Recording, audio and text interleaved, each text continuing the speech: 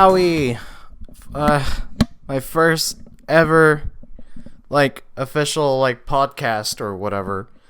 Um, to, I honestly, I never, really, the last time I've done anything, podcasty was sort of, it was someone, it was sort of it wasn't really a friend, but it was sort of an acquaintance. And yeah, he did his own podcasting. This was high school, so that didn't really get anywhere. It was kind of for fun. But yeah, this is the third time I've done a podcast.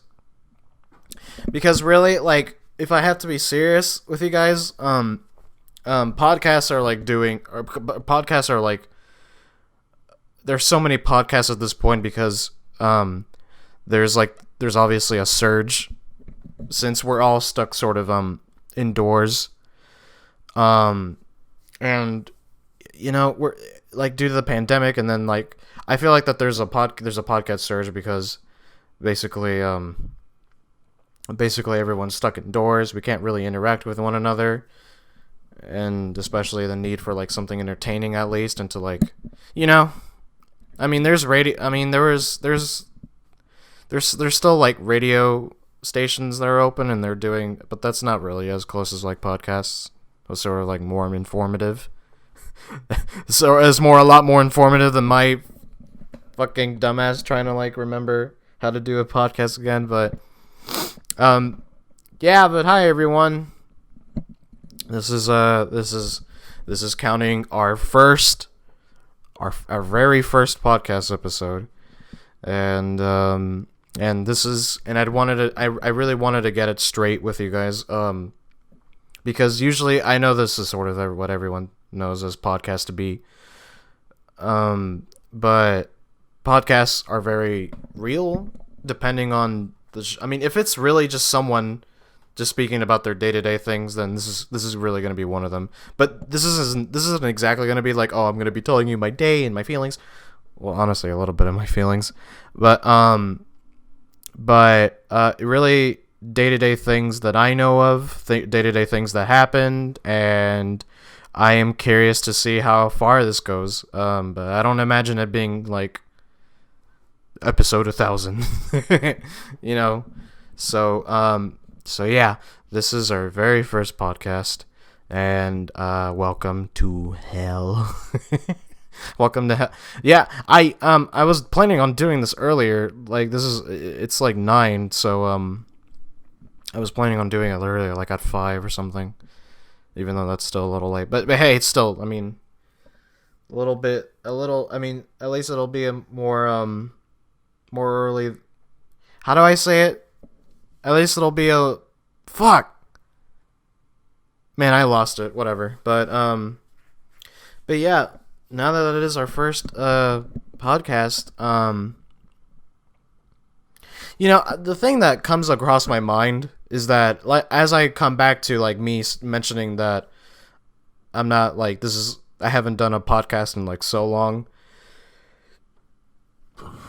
Excuse me. And so I haven't done a podcast in a very long time. So I'm sure the last podcast I'd done was 2 years ago, and that was for a different channel. This is my main. This is, and I came up with a name too. So let me come back to that.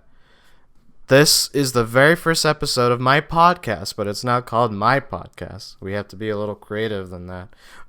This is the first episode of Isahi Just Talks. And I want to actually get to that, to why I named it that. I remember in my high school years, this was sophomore, junior year. I'm sure it was junior year. Yeah, high school wasn't that easy.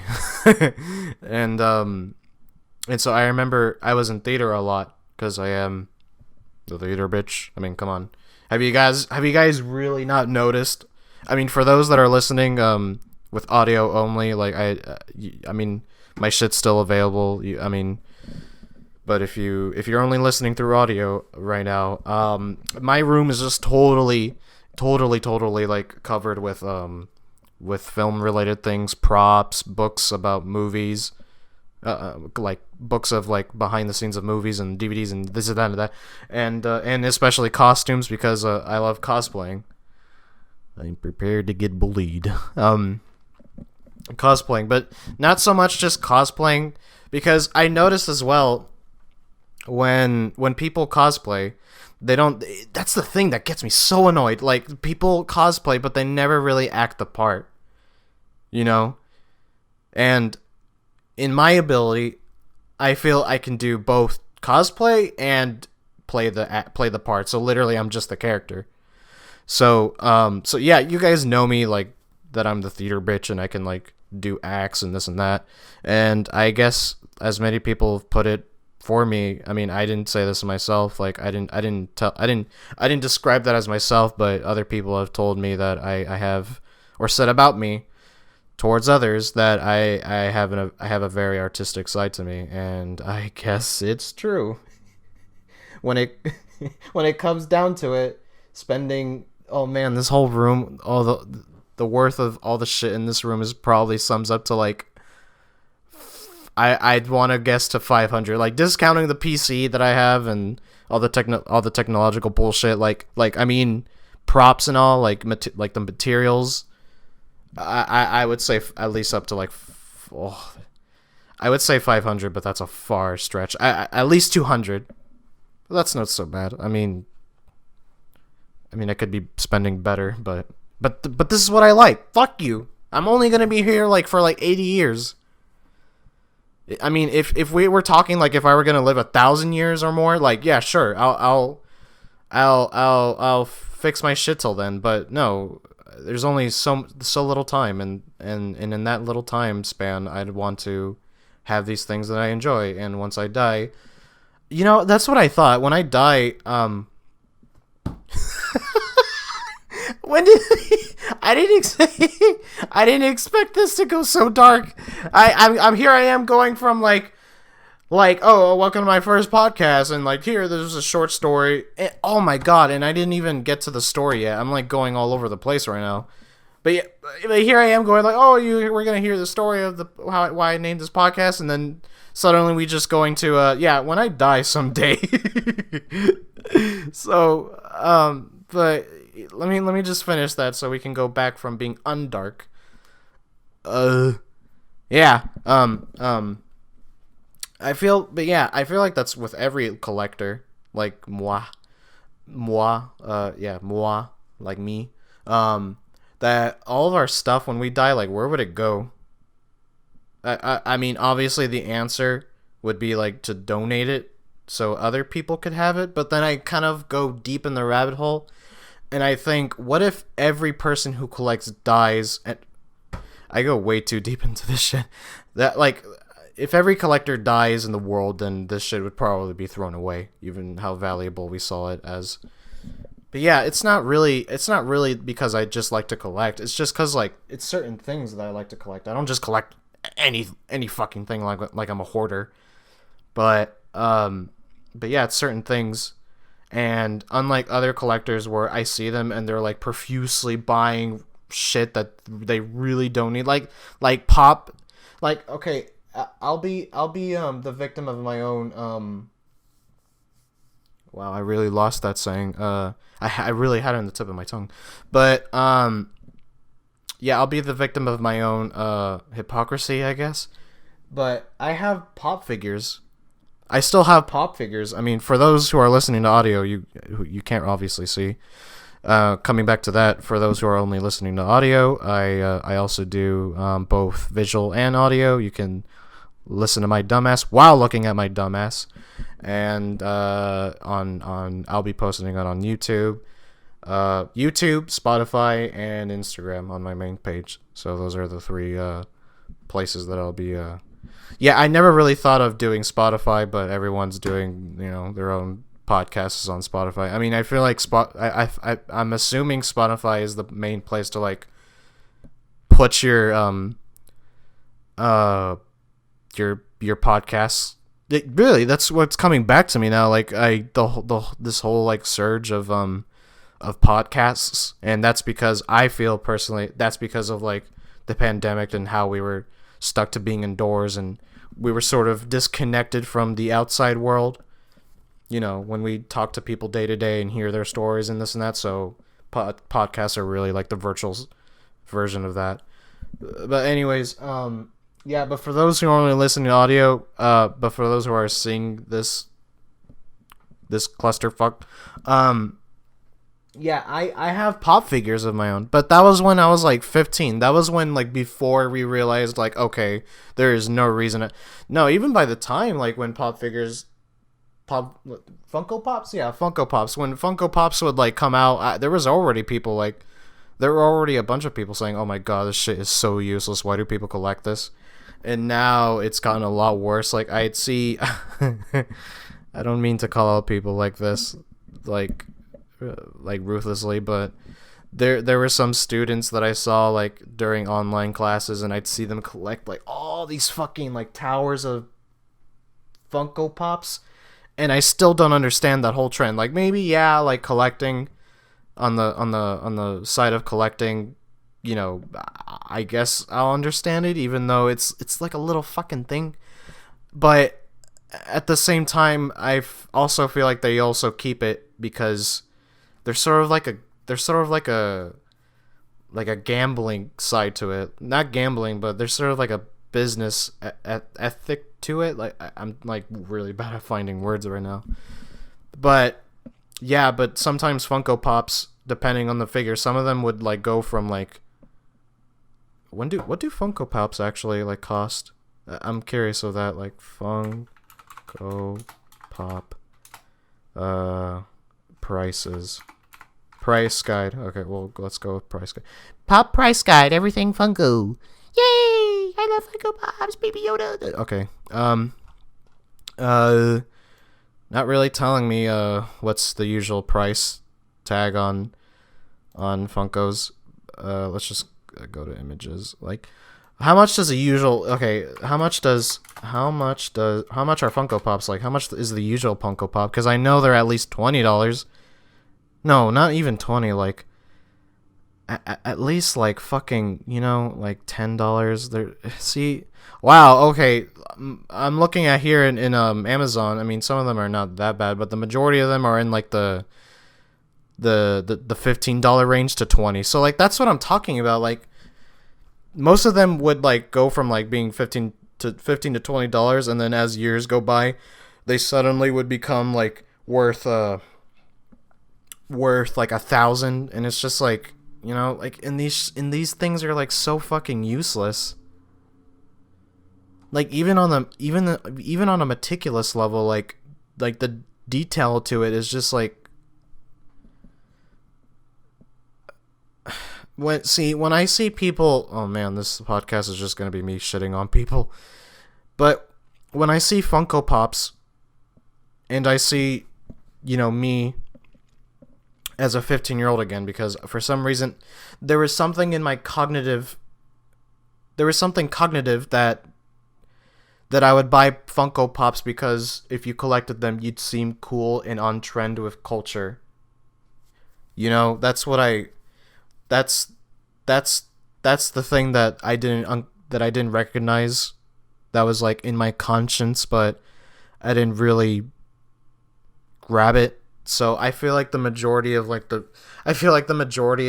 mid 20 to 30-year-olds who collect Funko Pops are just like that, as that I was how I was 15 years old. So maybe it's a growth, maybe it's an overdevelopment on their growth. Maybe they're still stuck as 15 in their 20s, but I don't know, that might be just me. But yeah, I'm a victim of my own hypocrisy, but I still keep them, like just for the themes, because on my shelf here, for those who can see, on my shelf there, like each shelf is like a theme of its own. So like I have my own Fallout theme there, and it's not even comprised of like Funko Pops. Like I even have some Funko Pops I shoved in the closet because wow, they're just so useless. Like I don't know what's the whole craze. Like maybe on the collecting side, sure, but still I don't see like the whole appeal to Funko Pops. Like they're little, I'm just looking. Oh my god! I'm just looking at these fucking YouTube thumbnails of people like collecting these Funko Pops, and they're exactly what like the memes would be all about, where they'd like hold up the Funko Pop and be like, and I think back as well when they do those faces like that. Like I see myself like that when I was 15 years old. You know, like there's still a child inside of them, but we all have a child inside of us, but not to that degree. You know what I mean? Like not to where it's literally like taking over us in our conscience and in the way we act and behave. You know? So I feel like these are those type of guys, the soy boys, like, you know? So, for those who are only listening to audio, I'm just like doing the little soy boy face that they do where they like literally fucking open their whole mouth like alien, like,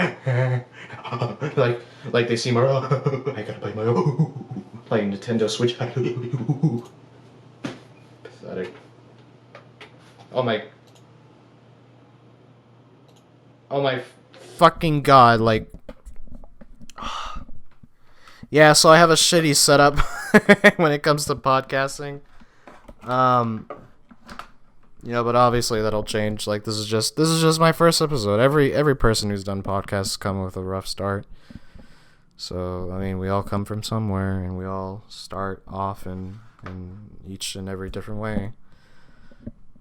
And here I am being all humane while I'm like shitting on soy boys, but like soy boys, like I am not going to be talking about soy boys for a whole segment, okay? So, yeah, coming back to I'm like recuperating myself of all the fucking things that I was saying, like oh, why did I, like, I'm going all over the place. So yeah, the story behind why I named myself I named this podcast Isahi Just Talks was because in my like junior to it was either I felt like it was my junior year, but when I was in theater, I remember someone specific. I don't remember. I think it was her. It was a she. I didn't remember it was a he because, to be honest, most of the people that were in theater were only there just to get their credits, not because they actually liked theater. That's the funny part to me. Like, I mean, it's like that in every school. Like, that's how the system works. But, anyways, yeah. So I remember someone, and it was particularly a her. And I remember like, because I always remember in theater, I would always be talking about movies and sharing my movie knowledge. And that sort of led me to become sort of like a figure there in school, that I was the one who knew all about movies, and then eventually those who didn't know about movies would watch it because of me. So I was sort of like that guy in school. I was pretty well known from school. Like the other day, I was my dog was I thought my dog was he ran from home. And I was, you know, walking all over and looking for him. And then there was these guys, you know, these kids hanging out at the playground. They looked, you know, I know they were like younger than me, but they were in the same high school as me. You know, like they're like sort of like the hype beasts, you know, the like, yeah, bro, like fucking fucking. I got my like I can't even do. My brain can't handle that right now, but you know what I'm talking about. And they saw me, and they were like, "Hey, you that kid, or no, you that guy, you that kid, you that no, I'm not." They didn't say you that kid. I'm not changing it just because I want to be a guy and not a kid. No, like they did say you that guy, you that guy, you that guy that did all them plays in in that school. And I was like, yeah. He was like, shit, I remember. And he was like to the other guy, shit, I remember this guy. He was, yeah, you were good at that shit. And I was like, thanks. And so like, I don't know, I became sort of like a figure in that school. But you know, it doesn't really matter. Like, I feel like it doesn't really matter. Everyone forgets you in high school. So after high school, I mean, so high school were the dark days. Like, I was literally tricked into thinking that, oh, high school would be an experience. Yeah, an experience into all things shitty. Like, at least tell me it's an experience, meaning not in a positive manner, but in life experience negatively, sure. I fucking hate when people do that. Like, just be real to me. Like, just don't tell me this. Don't give me this, like, hippity boppity boo, like, happy, positive outlook on it. Just come back to reality to me. Like, just level with me. But yeah, but I would always be talking about movies and theater and like sharing shit, and I'd always attack people for their taste too. And I don't regret it. Like, I fucking hated the kids' tastes in movies. It was always like but there were some that I knew that actually like liked in good movies like me. So there was some hope in humanity. You know, I had some hope left, but the majority of them were all just like Marvel.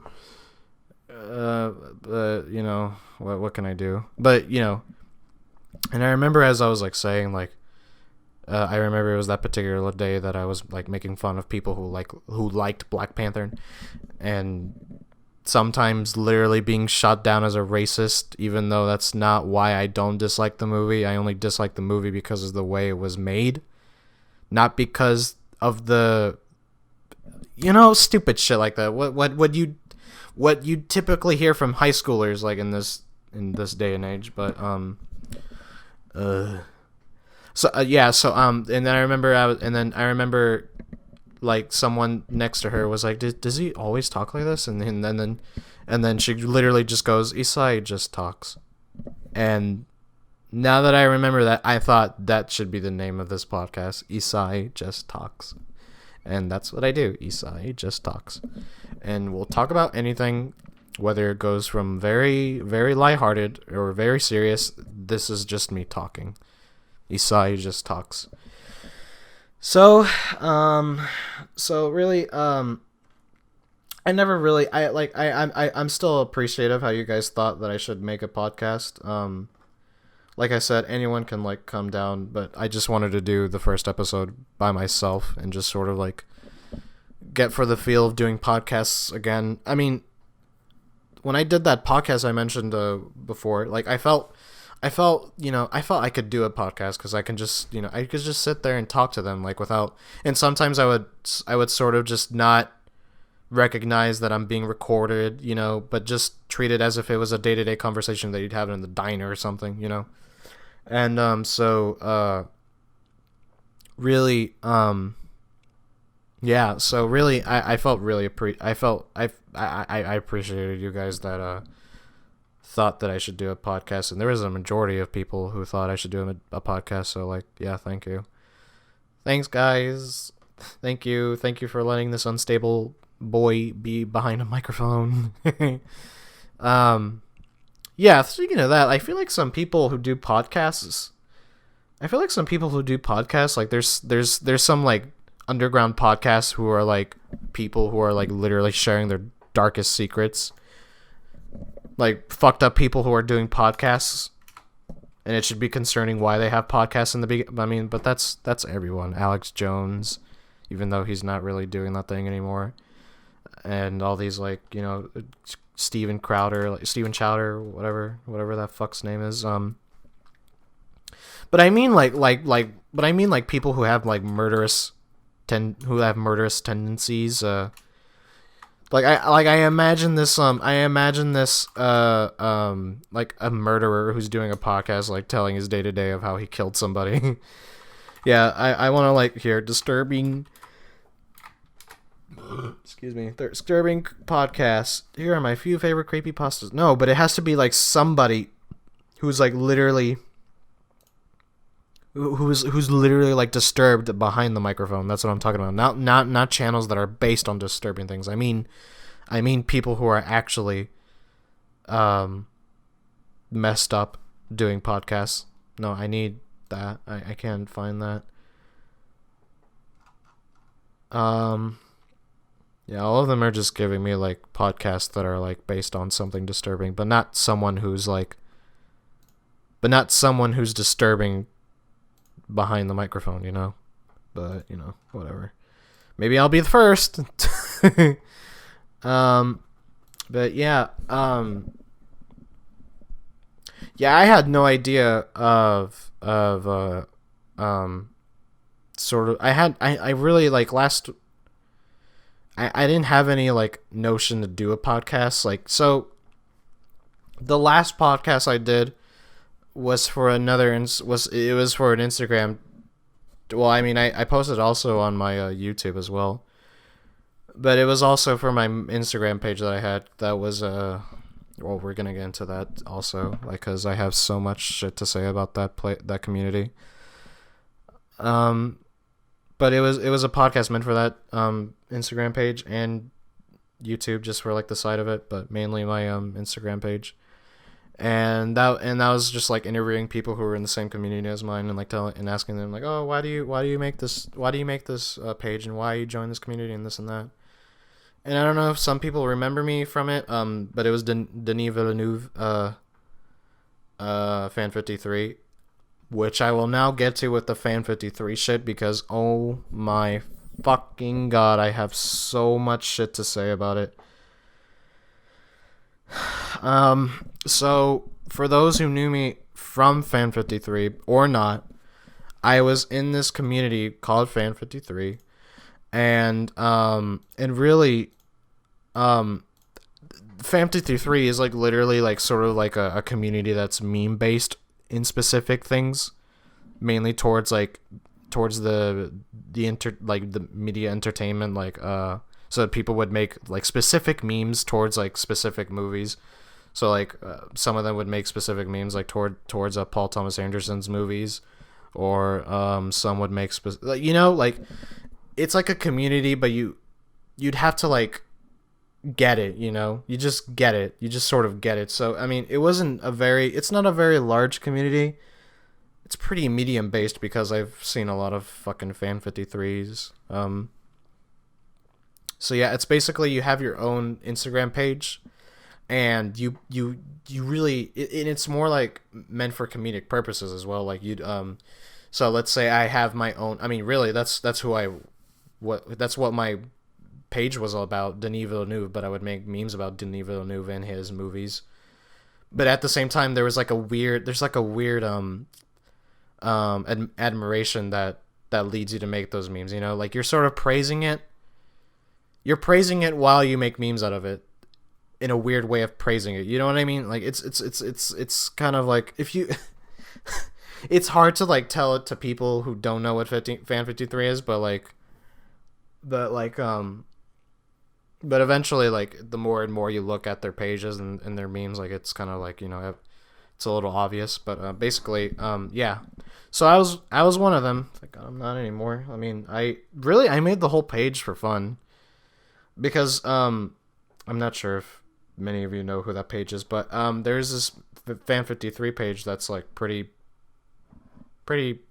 has a huge following now, and his name's Toby Maguire Fan 53, and I think he's funny. I mean, like movie tastes wise, like I've got a few things to say, but he's, I mean, to be honest now, when I look at some of his memes today, like it's just sort of like falling off. Like he was pretty funny. Like there were some memes that he'd make and it just seemed like really, they were really funny. Like showing up on the explore page, like level of funny.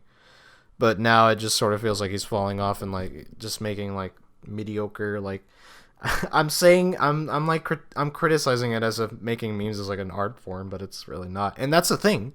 And that makes me come back to what I have to say about Fan 53 is that every fucking person that I've ever met, not some, like if you know me, like there's some people that are actually like good people from Fan 53, and you know who I'm talking to.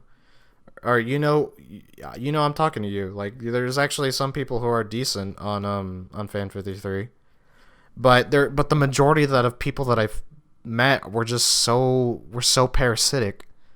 They thought there was like some sick idea that was like that would circle around in the Fan 53. Literally Fan 53. Even though I was a part of it, at some points Fan 53 would just literally be a bunch of like. Oh man, this is fucked up because there's some people I know from Fan 53 that I still talk to, and I really don't mean to like I really don't mean it to those who I'm talking about, but on the overview of it, like on the generalization of it, like I felt like Fantasy 3 was like full of, it was comprised of fucking like overweight nerds who thought if they made just one meme that they thought like a little small meme idea that they deserve all the fucking credit and like deserve all the like it felt like a very narcissistic community making shit that was already like making shit that's so easy to make, like they just like, for example, like I would see posts where it would be a particular actress, like because Fantasy 3 was all about that. Like it'd be either a page about your favorite, like it would be like, for example, what's her fucking name on the Queen's Gambit, Anna Taylor, whatever, was it Anna Taylor? That'd be Anna Taylor. Yeah, Anna Taylor Joy, and it'd be like, Anna Taylor Joy underscore fan 53 or whatever. And they literally all they would do is like get like a single picture of her from like a frame from like Queen's Gambit or whatever other movie, like Snatch, or no, not Snatch. Fuck. What was that movie? Holy shit. I'm like, not Split. There you go. Split. Either Split, The Witch, the Queen's Gambit. She hasn't actually been in a lot of stuff. Oh yeah, never mind. She has, but not stuff that. Well, I never really looked into her filmography. I only knew her from like 3-4 movies, but yeah, but they would get like a single picture of her from like from a single frame from Queen's Gambit, and then just put in impact font that says Puckers. Like, and they would have the audacity as well to put like a watermark of their IG name, and it'd just be so fucking stupid. It's not even funny either. Like, sometimes I just feel like I'm not that brain dead to the point, like, like I just don't understand that whole. That's why at times I just felt like, man, I just really need to leave this community. It's fucking stupid. Why did I join it? Not even stupid in like in a funny like, that's so stupid. That's funny. Not I'm like, I'm in genuinely like really stupid. But yeah, shit like that where it's just so like, you can do it, everyone can do it, but they believe that if they were the first to do that should have them get all the credit, because wow, no one else thought that but me. It's like a very downhanded version of like, I just really can't fucking compare it to anything. It's just like that's how much anyone can do it, but they believe there's this like the sick idea that they believe that if they make this like one stupid ass meme like from like one particular movie or actor, that should give them like, all the credit for it. But it's just, I don't know, like, and I met so many people from Fan 53 that were just so like parasitic, like they were just like literally eating off of each other just so they can get more followers than the other. And it's just like, and there was some like recently that I remember that there was some like weird guy, I don't know if he was a pedophile or not, but I remember he was like he was sexually like harassing somebody, and like it's a whole fucking mess. And now like I don't even like, I still follow like shit, like I still follow some of them because I knew them personally, and there's some like that I actually find funny. But you're resharing shit that's what comes back to me, like going like, should meme creators be like certified as like artists? Because I really hope we don't get to that point, because from how far we've gotten with things becoming like so goddamn stupid, like like putting like really shitty rappers on like Genius where they just say like shit like and somehow that's put on Genius, and somehow that those lyrics are like speaking philosophical levels, you know what I mean? Throughout like the past like 3 years, like there's been so much dumb shit, and I just really hope we don't get to a point like that where we'd consider, no matter how good they're at editing, no matter how good at, I mean, they can literally do edits that aren't really meme related.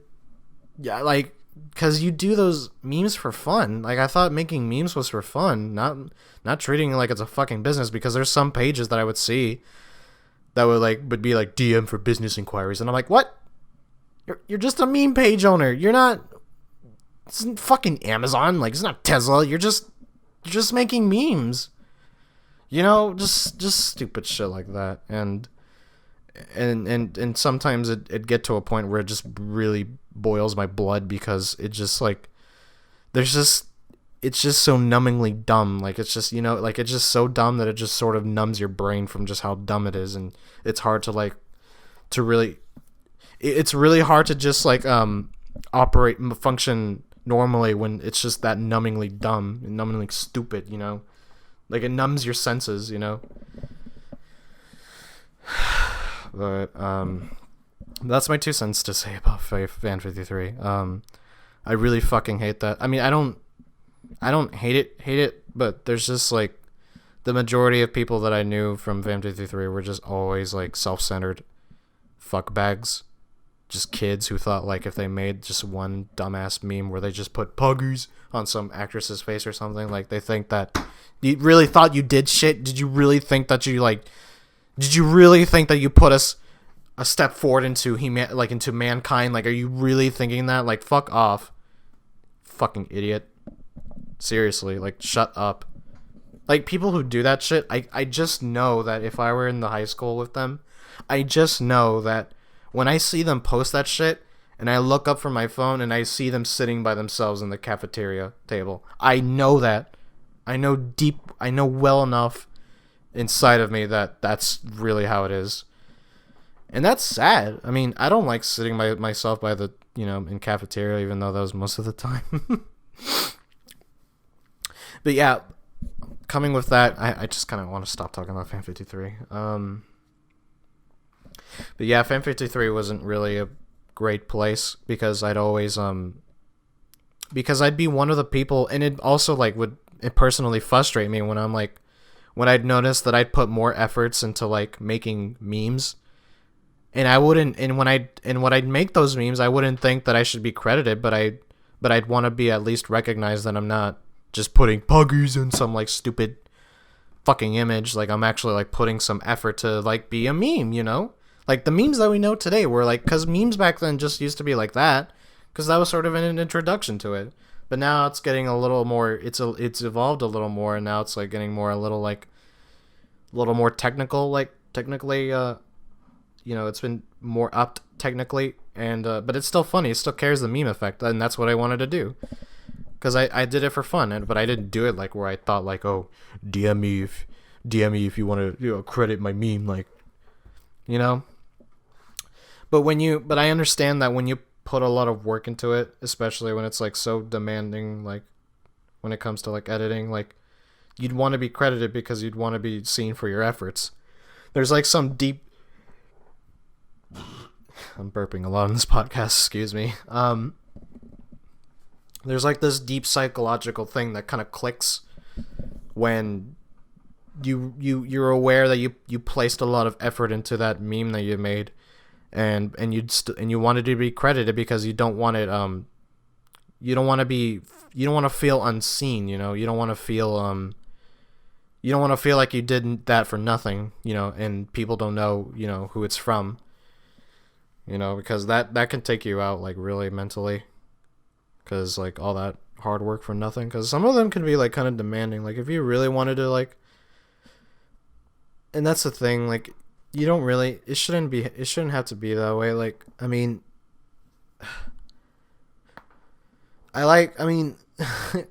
man, the fact that I'm gonna make this all in, I'm gonna put some like philosophy into like memes and why it shouldn't be. I'm not trying to do that, but I'm just saying, like, memes, whether you make a meme that's simple or difficult, like, just don't treat it like it's business. You're doing it for fun. Just please, that's all that matters in the end. Just please don't treat it like it's fucking business, or I will literally fucking make you like, I will literally like bully you till you die. Because seriously, I hate those sort of people. It's annoying. It's very annoying. I mean, sure, just to credit, like, just if you really want to be recognized for like your capabilities for editing, then yeah, sure, like get credited for it. But just don't act like you're gonna build a career out of this. Like it's so dumb. But but on the side of it as well, like if you're really good at editing, and especially when it comes to memes, then you could like head into somewhere like you can edit for like a commercial or something. Not just something where people would watch it for like it's like literally it's literally 5 seconds, 10 seconds of it, and then people laugh at it like ha ha ha, and they just go on with their day. Like it has to be like something. I mean that's commercials as well, but you know what I mean. Just something that's not reduced to that level of worth as memes are. But yeah, but coming back to I was gonna talk about high school. The hell? Hold on, excuse me, because I don't know if oh wow. Actually, hold on.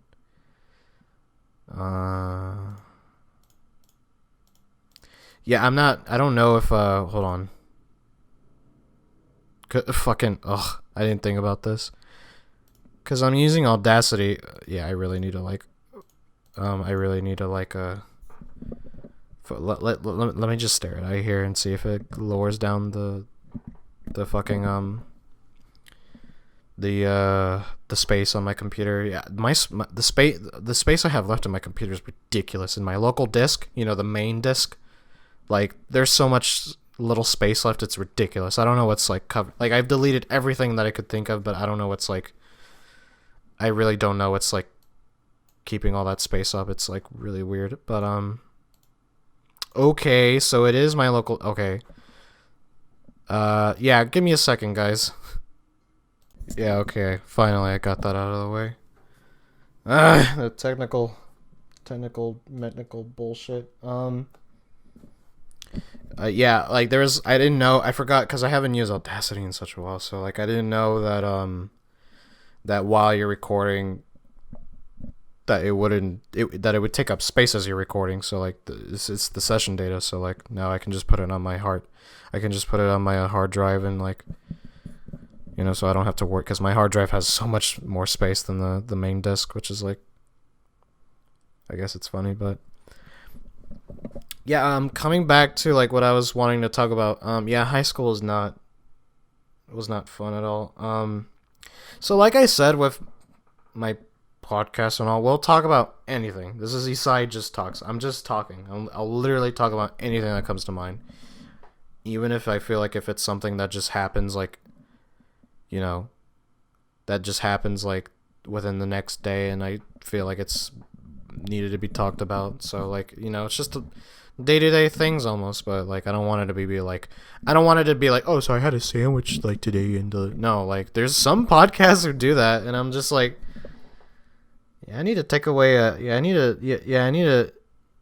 take away the podcast away. I need to take away the microphone from me. Like that's not I don't care what you say.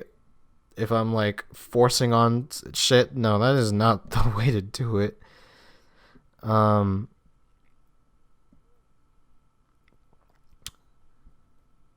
But yeah, sorry, I was like texting.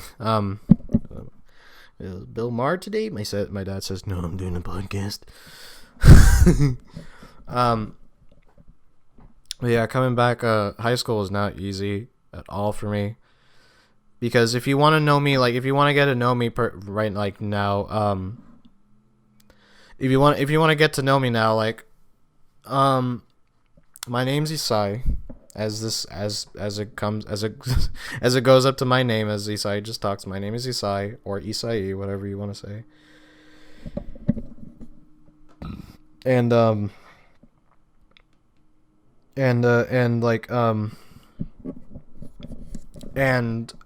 really, and I'm 20 years old.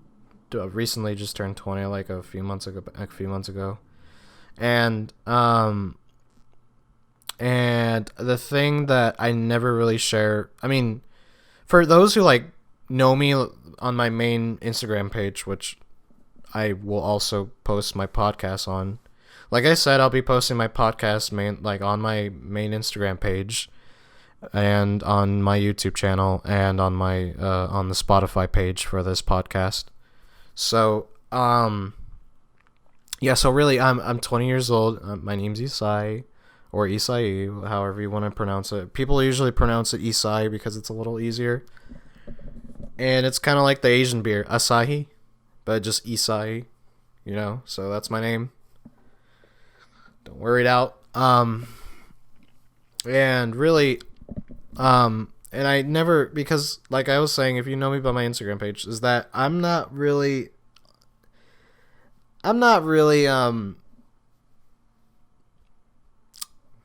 who's normal nowadays, but I'm not really the levels of not normal. I'm like kind of really off the edge of not normal. I'm like on the unstable levels of because if you really want to get to know me, and so we can kind of like get past that, I suffer with chronic depression, or just depression. I mean, I usually suffer with it, so I guess it's chronic depression. There was never really a name for it. I just know that I suffer with depression. But the more I kind of like try to like recognize for myself, I feel like it may be chronic depression. But yeah, I suffer as well as that. I suffer with severe anxiety disorders, and I also suffer with schizobipolar. It's it's like this. You kind of put bipolar and schizophrenia, and you fucking it in a blender. You butt fucking in a blender, and it just gives you both of the worst worlds. If that makes sense. So it's literally just both schizo and bipolar conjumbled up into one thing, and it's the absolute worst. It's the worst, and it really makes day-to-day things harder than they should be. So I suffer with that, and I know some of you kind of known that already. And I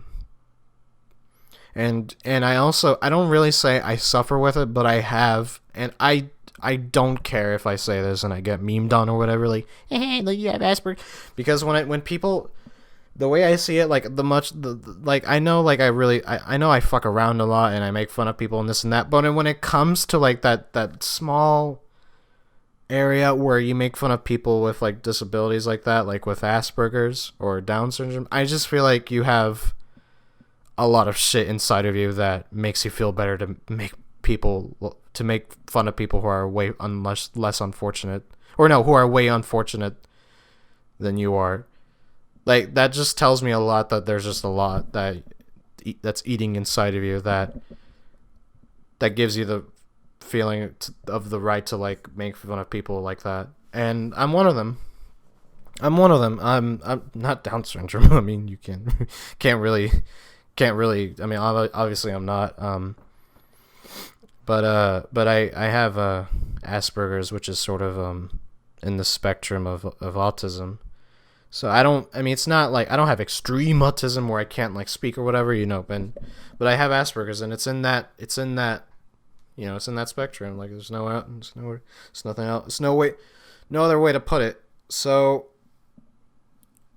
with Asperger's, though, like everybody knows the other disorders that I have, depression, anxiety, it's all that shit's been memed on at this point, and put on bandwagons just for people to feel like they're quirky and unique in some way. It's so sick for people to do that, to think it's like a personality choice. No, it's not. It's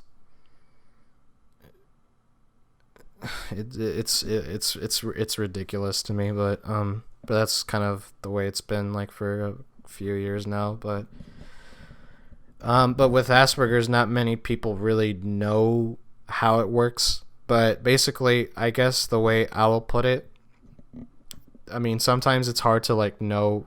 Sometimes, and that's also what comes with having a manic disorder like schizobipolar, and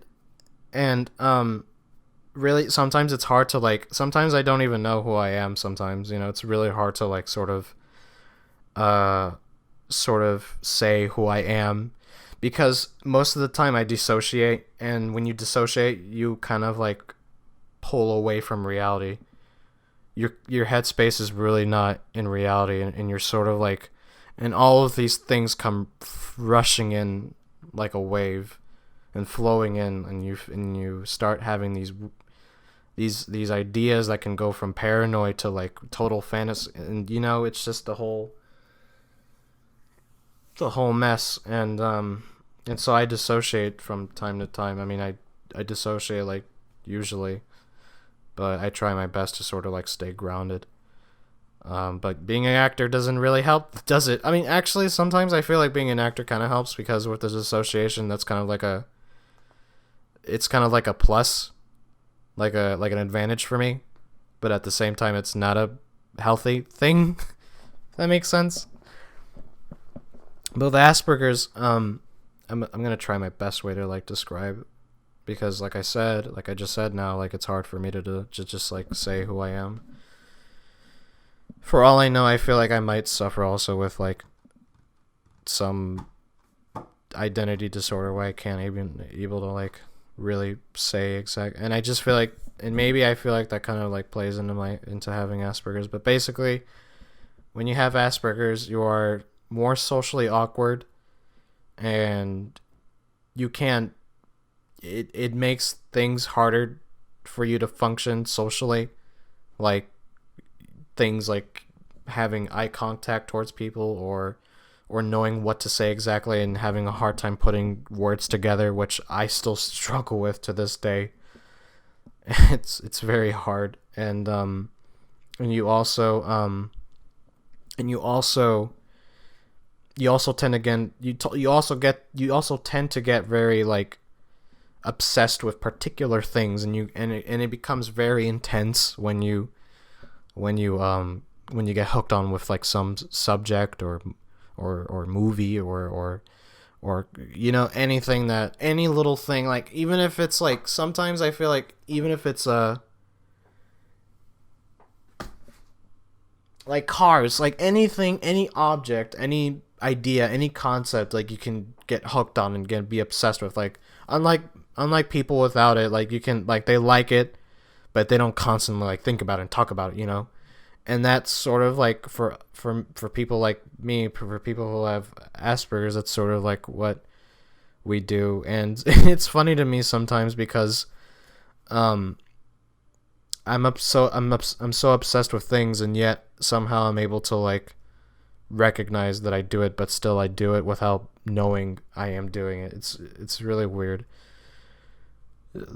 It's really weird, but that's not really a problem. Like I love when I get really hooked up on things. Like for those who know me, like to this day, I never stop talking about Blade Runner. I love Blade Runner so much.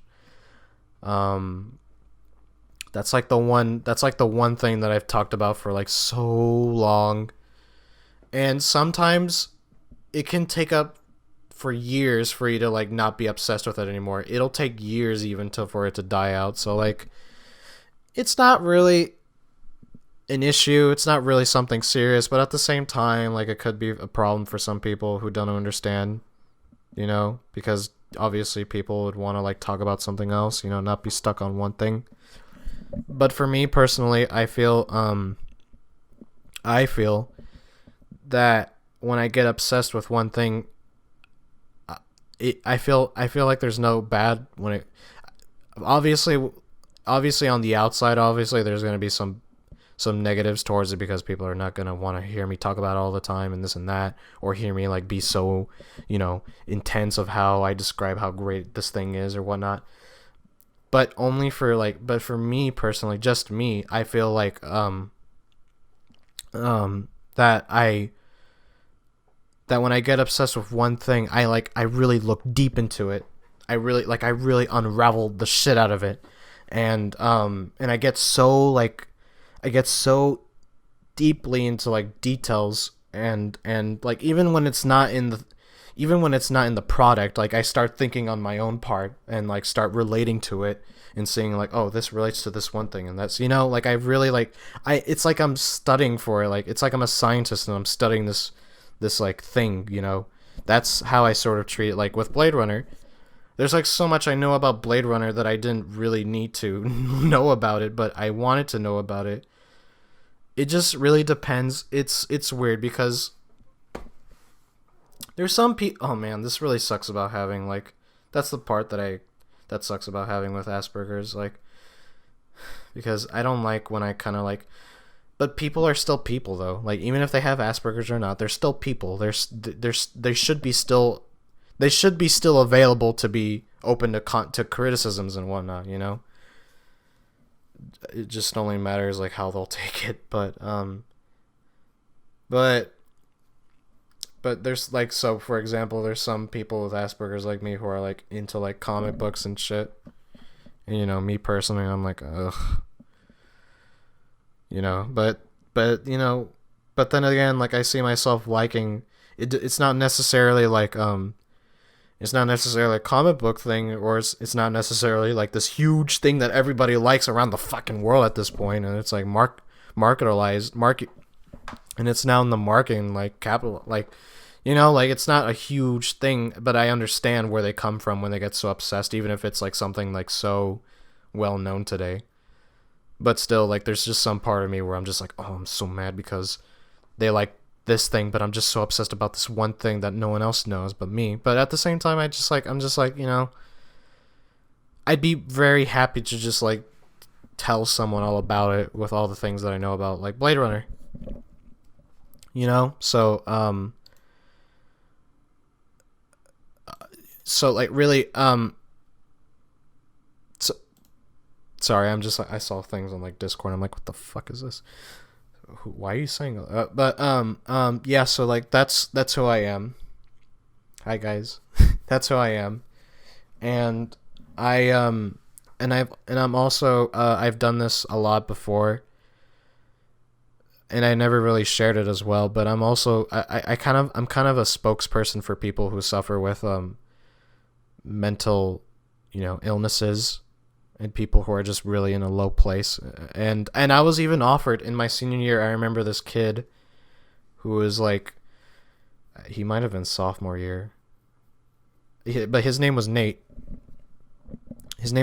And he took me up on this offer that there's this like event going on where it's like, it was for mental awareness.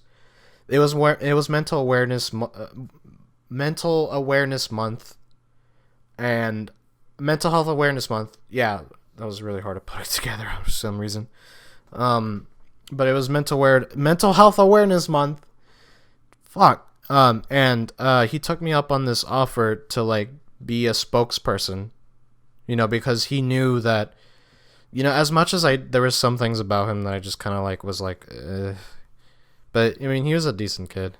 I mean, not someone I'd want to like I have nothing personal against that kid. Like, I don't know where he is today, but he was really talented. That kid was really talented. He could like play. Ugh, man. See, that's the thing with this podcast. Like, I'm going to be talking about a lot of personal things. So like, if that's, like I said, the door is always open, you know, like if there's just some things you guys don't want to, like, I don't care. Like, it's like with every other podcast, like people come in, people drop out, you know, like I'll just be here talking about my stuff. So if you want to listen, you know, I'll share, and we'll be here talking about it. But yeah, he took me up on this offer that I'd be a spokes, because he knew that I was like, because I helped him at points. I helped him like get him out of like days where he was just really low. Like there was days where he was just like, he just didn't want to deal with anything, and he just only wanted to shut himself in, and he knew like I'd be good for that, and I didn't even think that was just him saying that either. I felt like there were other people that he mentioned about me to them, and they thought that I should sort of be involved, and so I guess they like told him to tell me. So, but I didn't want to take it because at the time, like, I was like really stressed, and I knew that if like, not stressed, like that I was taking an offer to do like this, I don't know if it was motivational talk, but I know it was something where I'm like sharing my own story, and I'd want people to like be aware.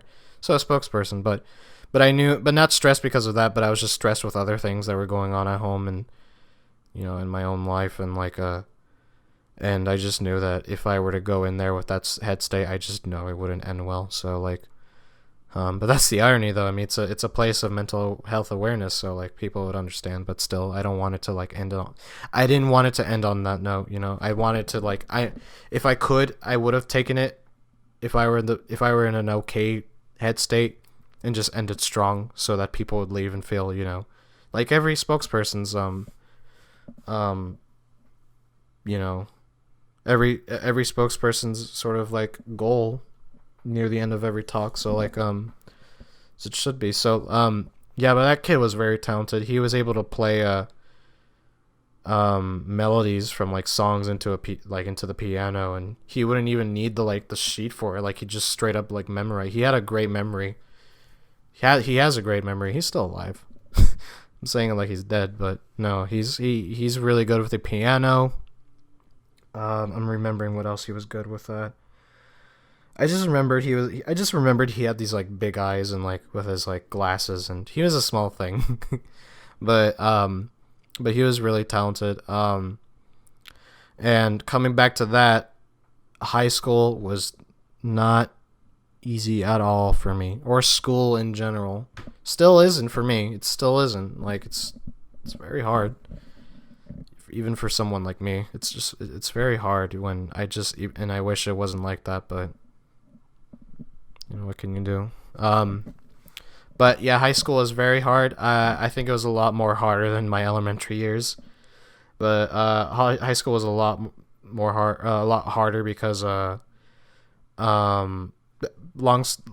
feel like I'll be talking about this in another episode, but yeah, long story short, basically through my freshman year to my senior year, I didn't really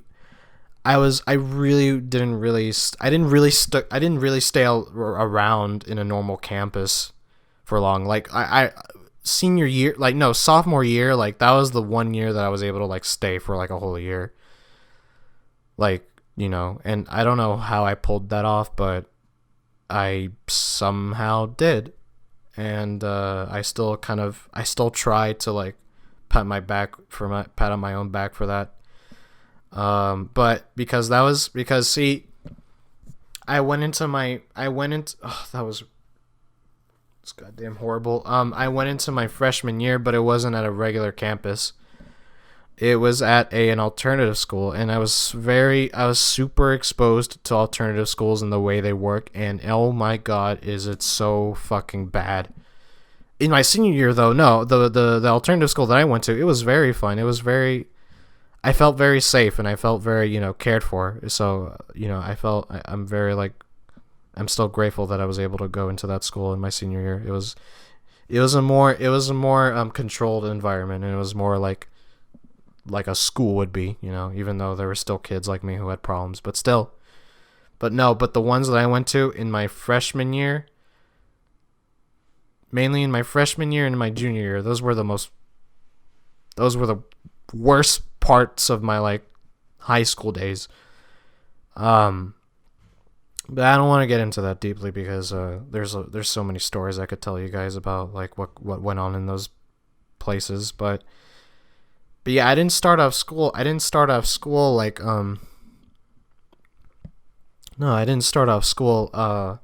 normally in my freshman year. I was just sent, and that's funny. Before that, in my 8th grade year, that was the first time I went into an alternative school, and after my 8th grade year, I went back into another alternative high school, but it was an alternative high school. So really, most of the environment I've been in was alternative schools, and that's sort of, and that's still how I kind of I'm surprised how I was able to pull off sophomore year. In junior year, I was almost able to go through a whole year in school, but then I remember it was after Christmas that I went into an alternative school and spent the last 5 months in an alternative school, but and then in my senior year, oh god, in the beginning year, that was oh man, that was really bad. That was really, really bad. I was in no state to be in there.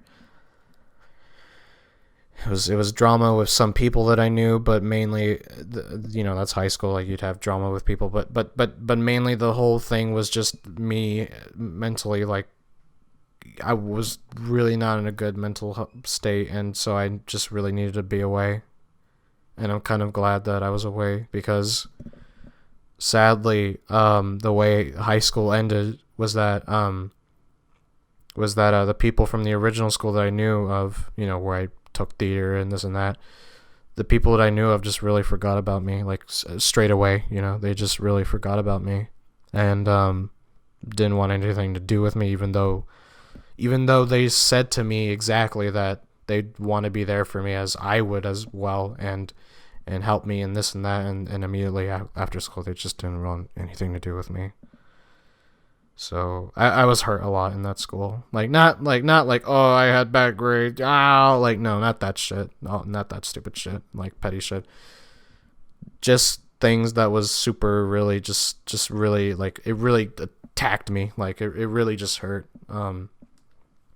You could say that it's petty shit, You could say that it's petty shit, like, oh, it's just teenagers and shit. It's just teenagers doing teenage shit. But no, it felt more personal than just like, oh, you cheated on my man, or you took my man, like all that stupid shit. No, I meant it felt really personal towards me, and there were people there who would really want me to die. Really, in high school, there were people who actually wanted me to die, and that's okay. I mean, I would tell them as well, hey, I want to die too, so But there were people who really disliked me, and that not because of just me, but because of what I was able to do, and somewhere inside of them that kind of made them envious. But that's the typical story. Like, when people get envious, they kind of just like lash out and just kind of like do things they don't really mean to do, I guess. But when I think of that now, I remember this girl that I knew in theater who said that I'm the reason why people kill themselves, and I'm like, who are you? She was like this little short, like, blonde girl, and I'm like, who are you? Like, bitch, you're like, first of all, like, if I really, like, if I'm not gonna give thought into that stupid fucking remark, like, but if I'm really, like, I don't even care if I'm in it, but like the fact that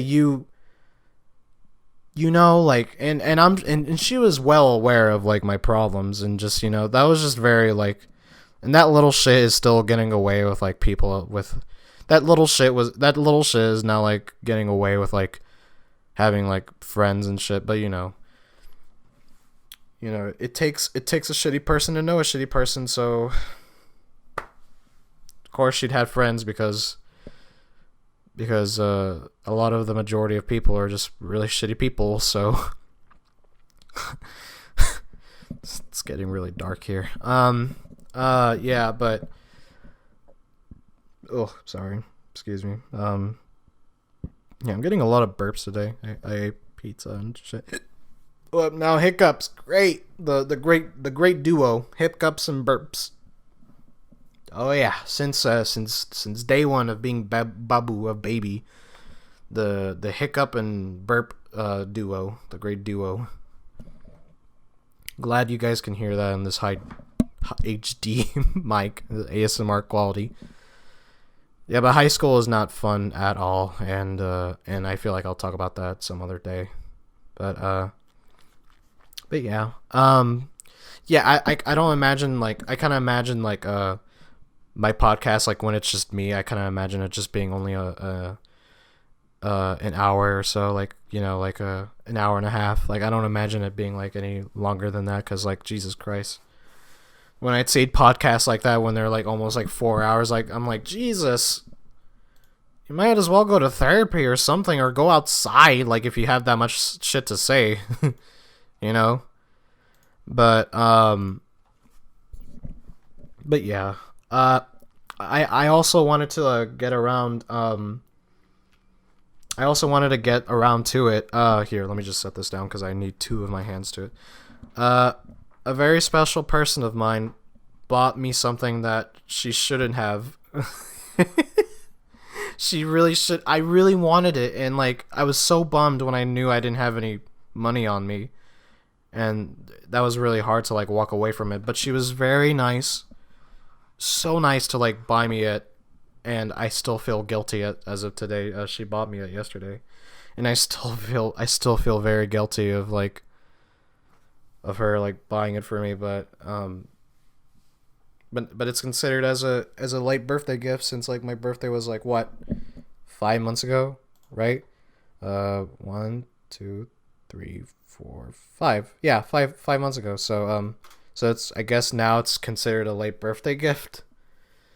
Since I mean, because we started talking around that time, so like um, but yeah, no, yeah, I'm sure. To be honest with you guys, like as I've mentioned with like the part of dissociate, like I just remembered now, like the part with dissociation also, I don't know if that's in correlation to it, but I've recently started to begin noticing that I'm losing track of time. Not like because like, oh, I'm late for this meeting and I forgot. Bah, no, not like that. Like things, even if it's like things that like if I was talking to that certain person, but I don't remember what month. I'm like losing track of time, like almost like I'm losing memory. It almost feels like that, like I'm losing memory. Because for me, I usually tend to remember a lot of things, but for some reason, like I would lose I would lose track of time of like people that I talked to and like when did I talk to them. But like, anyways, um, uh, I need to like try. This is gonna end up being a really depressed podcast. But God, my hair is really messed up. For those who are only listening through audio on Spotify or something, but if you're watching on YouTube, and if you're watching on YouTube, and Instagram, like I feel very sorry for you. My hair is like a mess right now. I tried like gelling it in the certain style that I always do, and for some reason today it's just not working. Okay, that's sort of what I wanted. This is gonna be a whole segment of me just like trying to figure out. Doing my hair only takes like a minute, really, but nowadays it's kind of like, for some reason it's now taking me like 2 or 3 minutes. Like, no, I don't want to end up like those boys. You're like, babe, wait, I'm doing my hair. It'll take like 10 minutes. Like, no, I don't want to do that. I don't want to be like that. Yeah, but she bought me this when she shouldn't have, and here, I gotta sit it down. And guys, look at this. I don't know if it's like the camera for me is reversed, but I don't know if you see this. And for those who are listening through audio, this thing is the all be all when you're a Blade Runner fan. It is the all be all. This is all you need as a Blade Runner fan. And I was so happy when she bought it me, and I was so happy. Like, I remember seeing this before, like, and I was just like, oh man, I really wish I could have that. And now I have it, and it's just, and this was in Zia Records. I don't know if you guys know what Zia Records is, but it's like basically it's almost like a warehouse almost. It's like built like a warehouse, not like a warehouse where it's just like random shit stacked on each other, but I mean like, you know what I mean, like the size of it. And it's really like this whole place filled with like pop culture shit, from like DVDs of movies to like to video games, like of like cases, like really like it's almost like retro. It's all retro based in like pop culture, really. And I was walking like through and I was walking through like the action figures in the back, like. If you guys ever been to Zia Records, like it's not like a hot topic, a small ass hot topic where you can like see like whatever's in front of you. Like really in Zia Records, you have to get deep into it. You have to like really look into like the corners of like what's there to have. Like it goes from DVDs to vinyls. Like a whole ass rolls, whole ass rows, whole ass rows of vinyls, like from like old school artists to like now recent art. I don't know what's the point. I don't care if you're like one of those people who like force the like, oh, I'm so vintage like agenda. But I don't understand the whole like trend of like putting recent artists into vinyls. I don't. I really don't understand. Vinyls are a time of when it was made. Okay, you don't need to make fucking Cardi B into a vinyl. But yeah, but rows of vinyls, action figures, um, there's like a video game section, like it has N64 controllers and shit. It's all retro based almost, like, but there's like a mix. It's like a mesh of like today of modern shit and retro. It's like really cool. And as I was walking through the action figure part of it, I then saw like this little cabinet of like of collector editions of like from like Seinfeld to I think it was Twilight Zone I saw there. I don't know. But see, I don't know because I was mainly focused into this. I was so focused. I was literally like walking like I was literally walking like seeing that and I saw, oh cool, Seinfeld was there. That's when I saw this this and the fact is that the original price was cut, which was originally 100 and now it was $30 and I was like, I need that. I need it. I don't care what you say. I need it because I've always wanted this collector's uh, edition of the first Blade Runner. I always did. When I saw it, it would include. I'm not gonna spoil it right now, but when I saw it, I was just like, literally, I was like walking past and I was like, oh, cool stuff. You know, you know, it's just, oh yeah, is it like this thing literally in the red font like of Blade Runner, you know, Harrison Ford, Blade Runner, and I was just like, my god, like,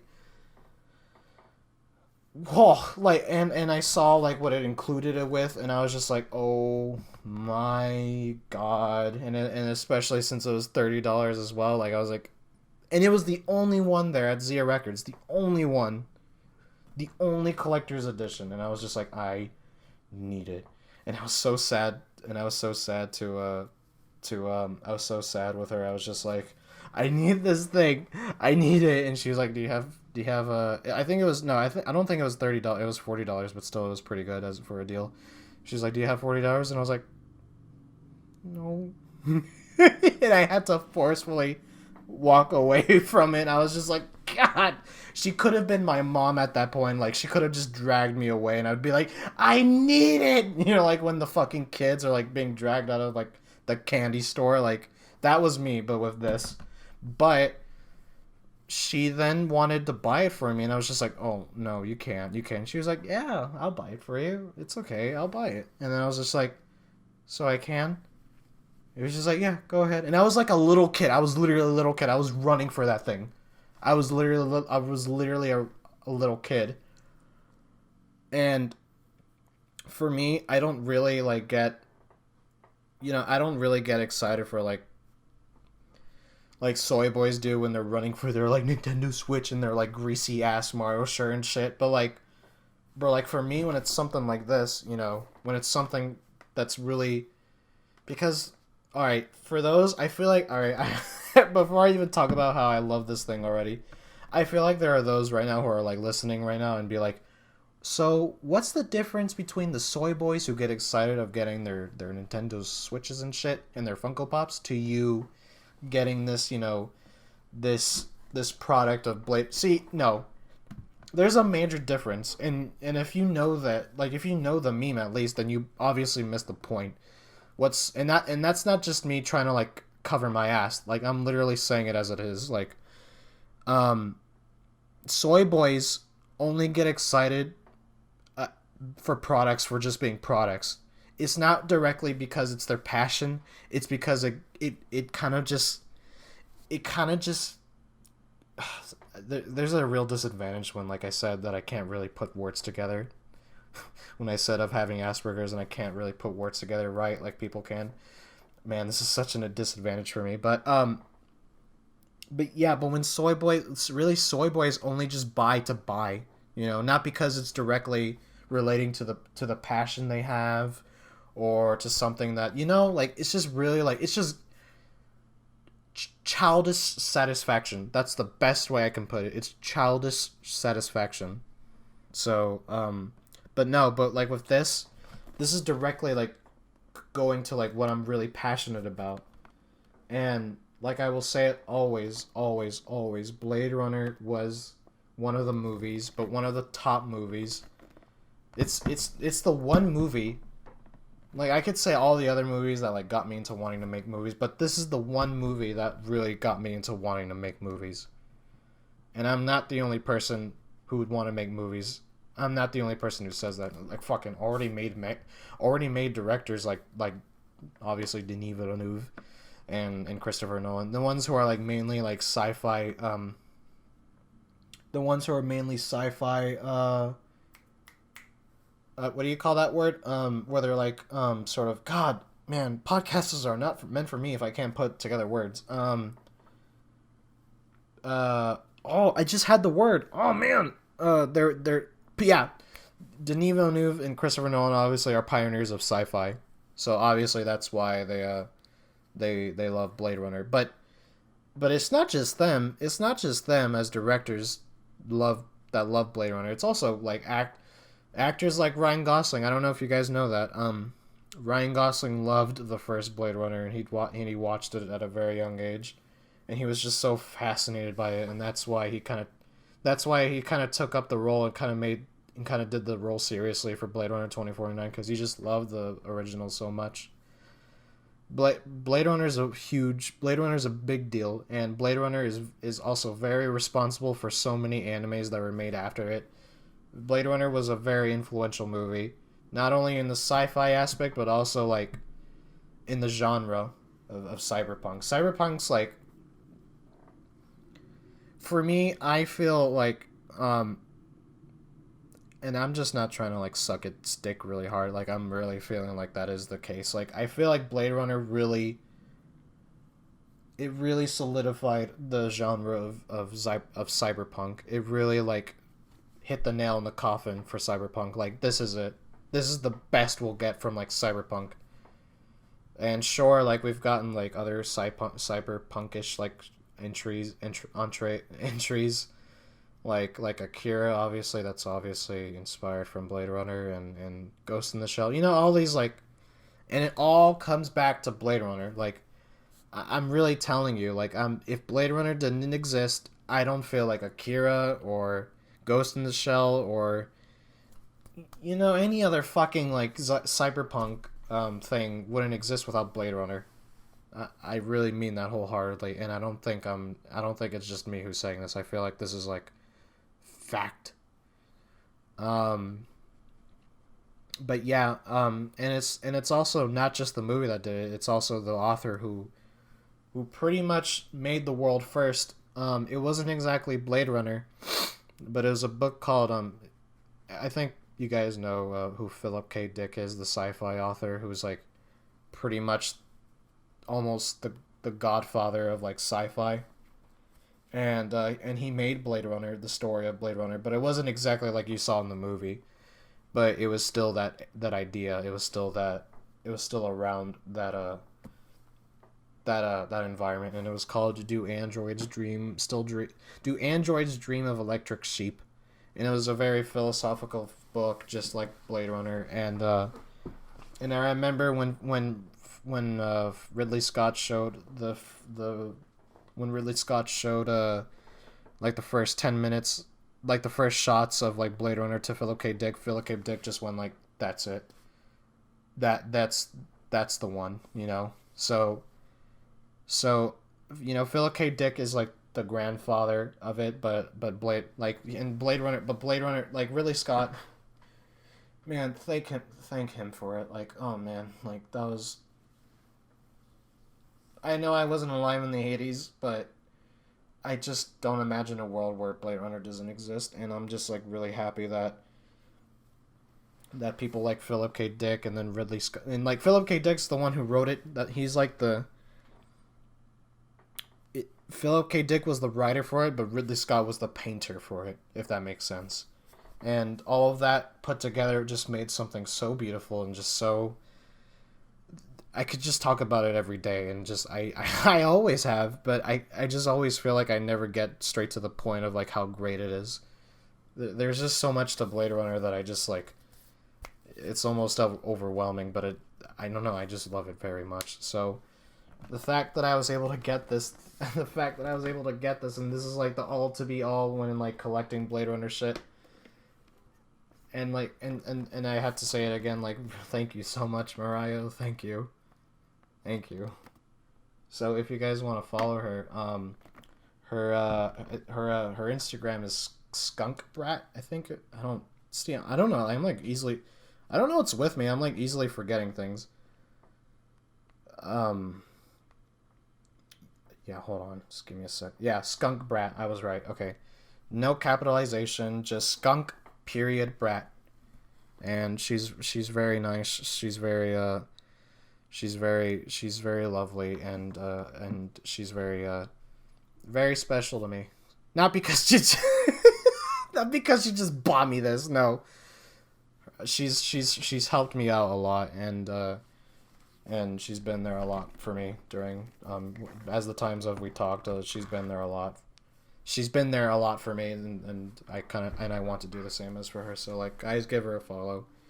Like, this was really like, you know, if like I would feel super guilty as well if she bought it when it was like $100. I would have felt so much more guilty. But are you guys ready? Because I'm gonna show you what's inside of it. So this is what it looks like.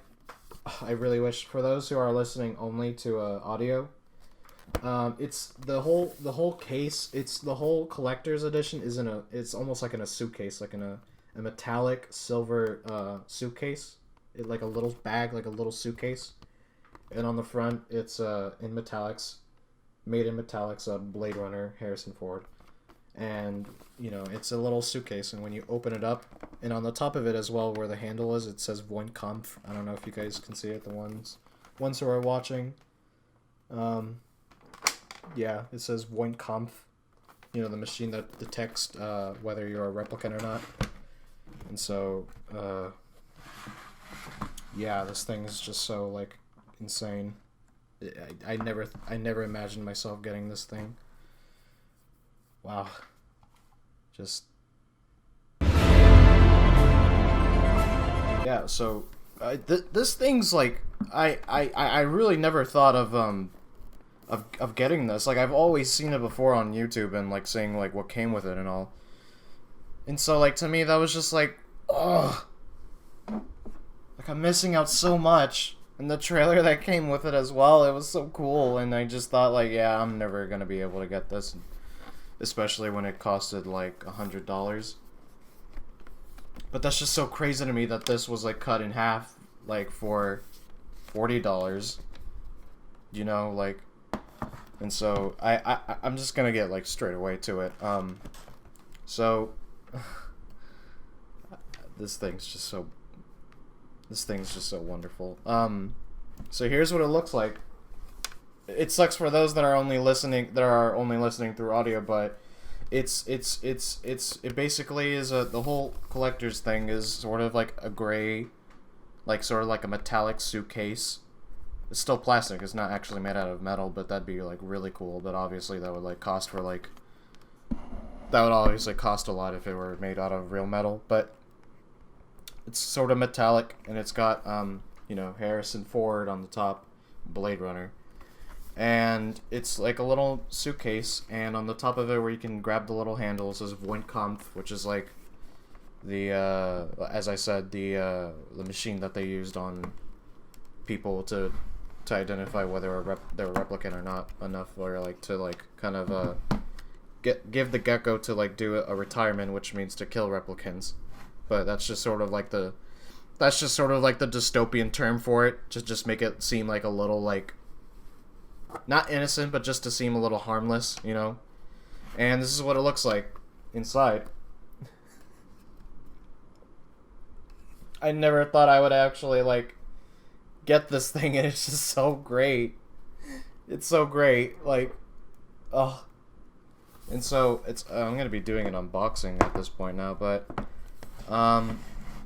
yeah. So what it comes with a mini spinner. You know, the cars that fly. Like, okay, guys, like, you know that I would know what the cars are named as. Like, as a total Blade Runner fan, of course you'd know what I. And I'm surprised that some people don't even know that's what it's called, the spinners. You know, like, even for people who watch Blade Runner, like, they didn't even know that's what the cars are named. So that's what kind of brings me back, like, since, like, I did mention about having, like, Asperger's and whatnot. And that's the sort of thing that comes with it when you're just so obsessed with a particular thing. You just sort of place your whole attention to it, and you know a lot more than the average Joe. So yeah, this is the car. Hold on, I gotta, like, have some space for this because I don't want to, like, knock anything over on my desk. Yeah, so this is the miniature car that comes with it. And this thing, I love this thing so much. Like, I felt like I was, like, 10 years old playing with this thing, because, like, making it fly. But yeah, it's a little miniature spinner. Or little miniature spinner. No, a little miniature spinner. That was weird. And it, you know, it's exactly just like, I mean, not exactly. I mean, this isn't what they used for the movie. Since Blade Runner was comprised, I mean, this was the 80s, so not a lot of CGI back then, but it was comprised with miniatures, just like every movie that kind of tried to went to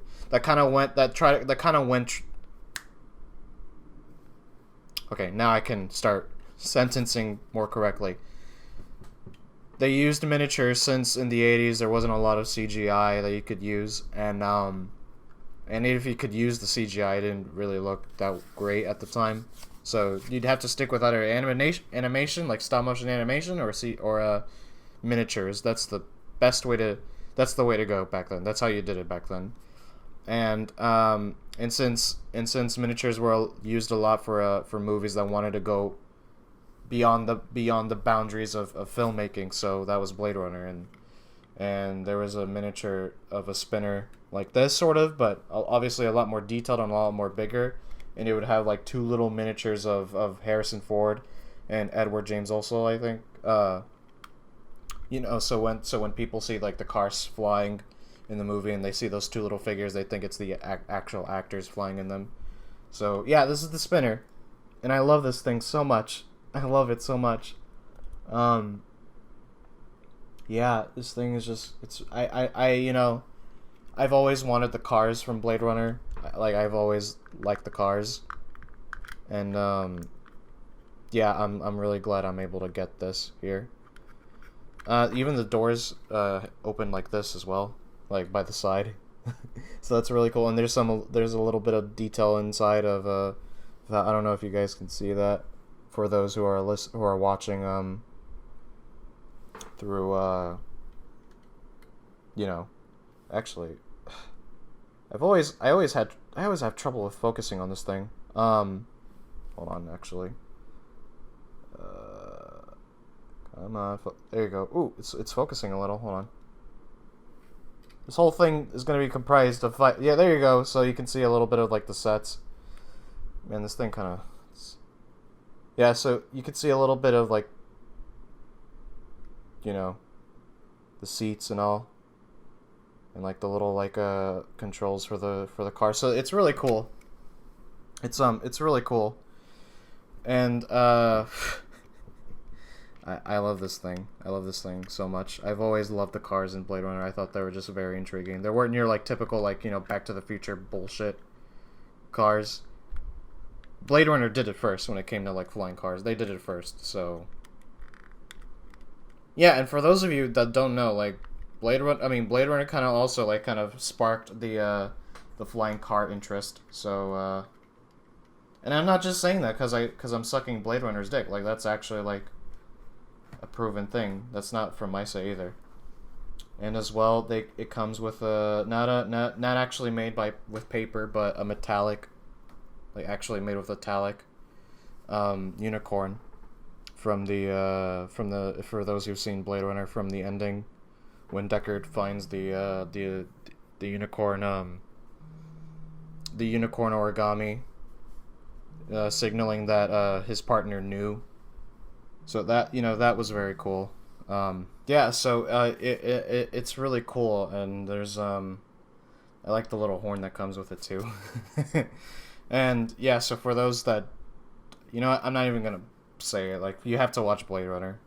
Like, I don't even care if you don't wanna. I will tell you right now, you have to watch Blade Runner, and if you don't, you're lame. And I'm not just saying that for like jokes, like, haha, you're so lame, like calling people, like, oh, you're so like playfully. No, I'm actually saying you're lame if you don't watch Blade Runner. But yeah, I love this. I love this collection.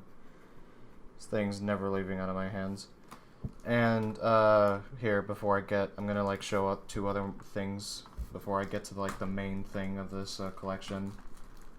This thing is really insane. I know we've all seen these things, but just of this though, like, it's just so fucking cool. I'm not sure. It's okay for those who are only listening through like audio. It's basically one of those things. It's sort of I never remembered what to call them, but they're like moving images. They almost look like 3D. So like whenever you move your head in a particular way, it looks like it looks like it's playing on its own. Those images, but it's just literally a frame by frame like 3D thing. Like I don't know what to call it, but here, look at this. Hold on. I have to like turn it in a specific way. Look at that.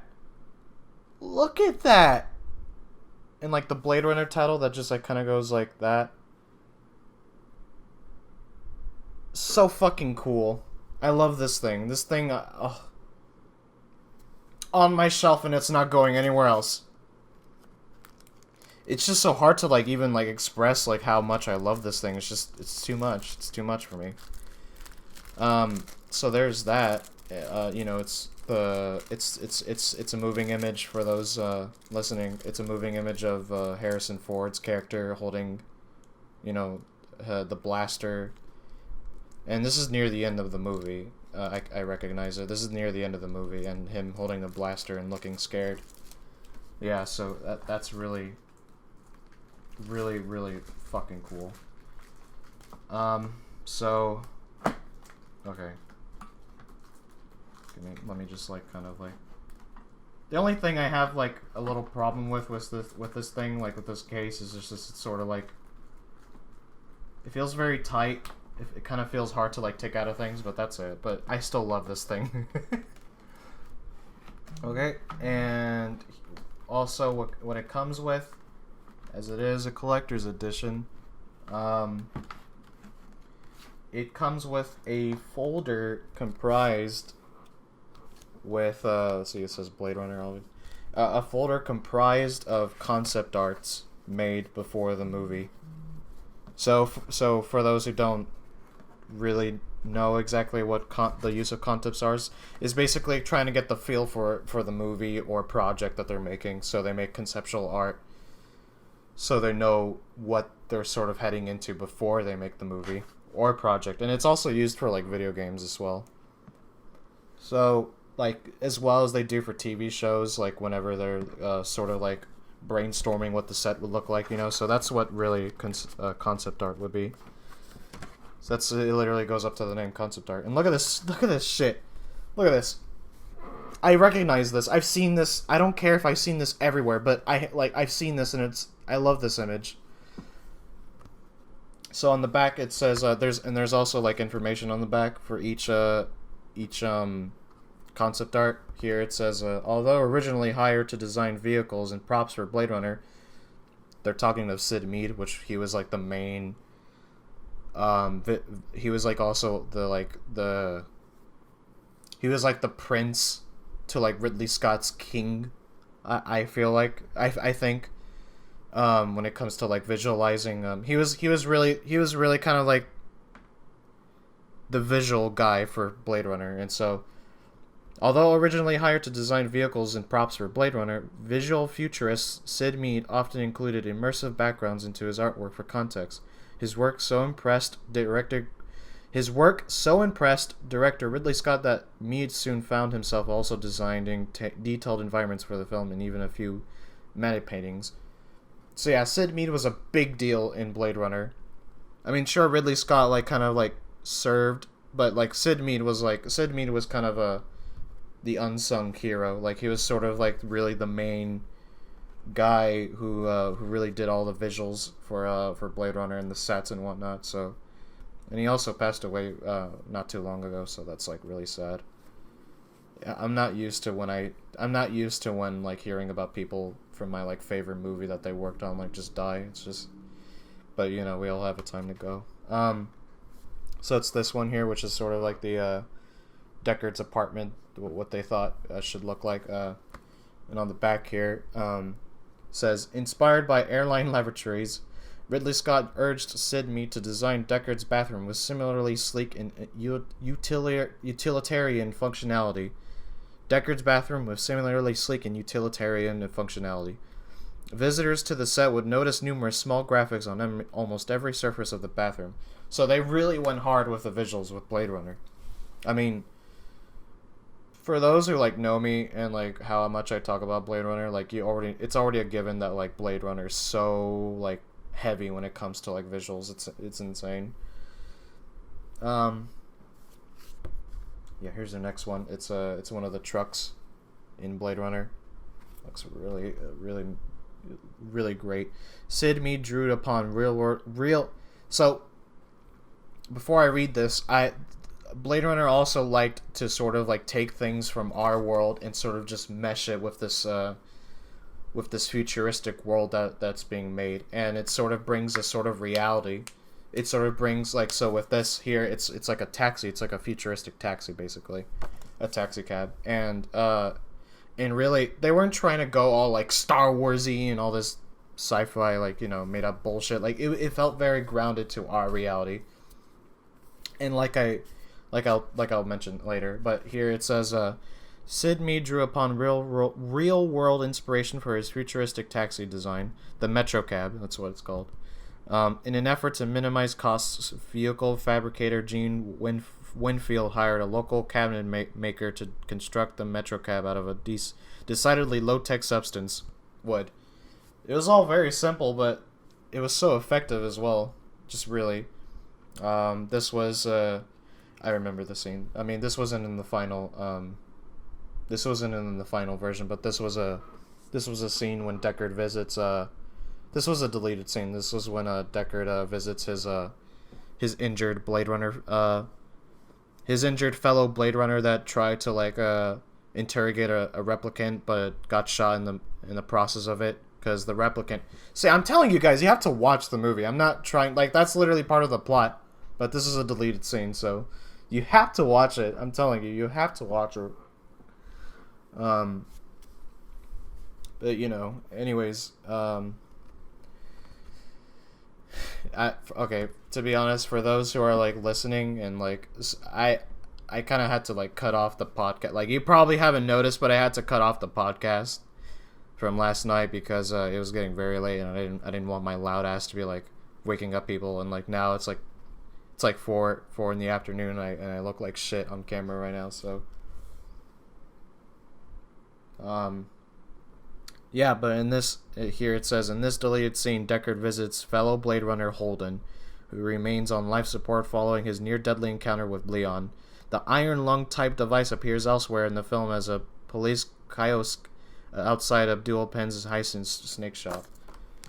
This, oh, I recognize this really bad. I recognize this so bad. This is in the beginning shot, almost, in Blade Runner. This is so iconic. Here, and it says, perhaps Blade Runner's most iconic visual effects moment. As I said, the spinners landing at the 8th Precinct Police Headquarters was later realized in large format 65mm by Douglas Trumbull's visual effects company EEG. The model buildings were pitched at unnatural angles to simulate the perspective of towering skyscrapers. So yeah, there was just so much simplicity of how it was made in filmmaking aspect, but it was just so effective, and it gave you so much of that feel for the world. And which scene was this? Yeah, okay. This was like during later on in the movie, where a character named Pris was fighting with Deckard, the main Blade Runner. A combination of two females and two males performed the role of Pris in this physically demanding moment late in the film. The naturally athletic Daryl Hannah, and I'll get to Daryl Hannah in a moment here because there's something you guys should know about her. Stunt coordinator Carrie Gomes and two professional gymnasts. Only one performer was required for Deckard in the scene. Harrison Ford. Yeah, Harrison Ford did all the shit here. So Daryl Hannah as well. Like, since I've mentioned about having Asperger's, Daryl Hannah in Blade Runner. I mean, she was also in Splash as well. You know, with Tom Hanks, where she was the mermaid that fell in love with the guy and whatnot. Daryl Hannah was. She has Asperger's like me, and just when I saw her, you know, in Blade Runner, and then knowing that she has Asperger's, I was just kind of like, wow. I was just like, you know, I felt kind of like, wow. I kind of felt like how nowadays you would say, I felt so seen. You know, when there's like a gay character and whatnot, I felt so seen. So, yeah, it was really nice to know she also has Asperger's. So, you know, she really did fit as a replicant. That's sort of the funny trend. Like, there was a lot of people. I don't know if this is an official thing, but like there was a lot of people that would kind of compare replicants to Asperger's people, especially in the sequel with Ryan Gosling, like having a monotone voice and like no expression at all. And sometimes it's true. Sometimes people with Asperger's are like that, but some of us like me kind of try to push the stigma and try to like sort of better ourselves, so functionality would be a lot easier for us. Okay. Yeah, this is a storyboard. This was this was Leon's scene. If you guys want to see here. But here it says Leon's blaster was originally intended to discharge a beam of antimatter. Oh, I didn't know that. Still, there's a lot that I don't know. Like, I probably will know when I watch the behind the scenes on here. Leon's blaster was originally intended to discharge a beam of antimatter that would have completely disintegrated Holden. But I feel, of course, that they took it off because that just didn't fit in Blade Runner's like futuristic, realistic setting. So yeah, that was more like on a Star Wars level. But special effects tests did not turn out as planned and the concept was changed. However, careful observers will notice that the black beam effect does briefly appear as Leon first fires in all versions of the film. Okay, so I gotta check that out then, because as I will get to, the DVD comes with all versions, so I have to like check out each and every one of them. So yeah, this is the Voight-Kampff that I mentioned earlier, the most iconic device in all sci-fi movies. It says here, inspired by the ability of animals to smell fear.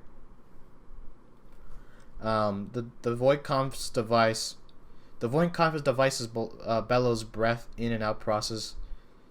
Wait, that was weird. The Voight-Kampff devices bellows breathe in and process the odors of its subject in an effort to distinguish replicants from humans. So yeah, the VK machine was literally built over 1 weekend when the first prop proved to be unconvincing for filming purposes. Wow, so yeah, that's pretty much the machine of the Voight-Kampff, to just be able to detect a human and a replicant. And sometimes it can get really murky because, you know, if it were to be a human and it would still have the same reactions as a replicant, there's like a lot at stake when it comes to like being a Blade Runner. And inside here is all the concept art. It's so great. It's so great. It's so wonderful. I love this. I love this very much. So yeah, like I said, this was bought by someone very close to me, and she's very nice and she's very lovely, and her Instagram is skunk.brat, no capitalizations, and you can follow her and whatever, and she's very lovely. So yeah, that's the. Oh, did I put it in the wrong way? Yes, I did. I put it in the wrong order. Shit, I'm no longer a Blade Runner fan. Take it out. Take it away from me. Um, but yeah, that's all of the other like nitpicky like things, you know, like the little collector's shit, which I don't care if I was like if I were ever in like a debt, if I were ever of need of money, I would never sell this thing. I'll sell all the other shit. Like, I will never sell this thing. If it ever came to that point, you know, I will never sell this thing. So here we get to the main focus of this collector's thing. The DVD for all the Blade Runner versions. And I love this case very much. The other one, you know, like, I would have preferred, like, I'm sure this is HD. Like, excuse me. Still, even last night I was burping and now I'm just all, like, nasty. I feel bad for you guys who are listening through Spotify, but so yeah, this is the Blade Runner. You guys can Google all this shit so you know what I'm talking about. Just like the Blade Runner Collector's Ultimate Collector's Edition. I'm sure this is. I mean, see the reason like the other. I've realized that the other Collector's Edition was Blu-ray, and obviously Blu-ray is like more high definition. But I'm sure that this edition should be at least like good quality. You know, like not. I wouldn't say like super HD 4K, but like at least just good definition. But at the same time, the Blu-ray versions, like it doesn't have the Blu-ray. It's literally all the same except that the Blu-ray disc doesn't come with what I'm about to show you here. Hold on, especially with the sick ass like, you know, cover. Like look at this, it's so cool, and especially on the back. The little like Blade Runner icon, it's so cool. It's so cool. Yeah. So when you open it, when you slide it off, it has all of these other concept, all these other mesh of like concept art and like on set photos of Blade Runner, especially on the back. I love the back as well. Look at this. It's so great, and there's Ridley Scott and Harrison Ford and everyone else on this. It's so great. So and especially when you open it up, it's also on set photos. Look at this. Like try to like. It's so great. It's so. I love this. I love it so much. And when you open this baby up, look at that. All of the Blade Runner versions. It's so great, and it comes with this I guess you call it a guidebook, a little guidebook. It opens up. Oh no, yeah, it opens up, and all of these are just like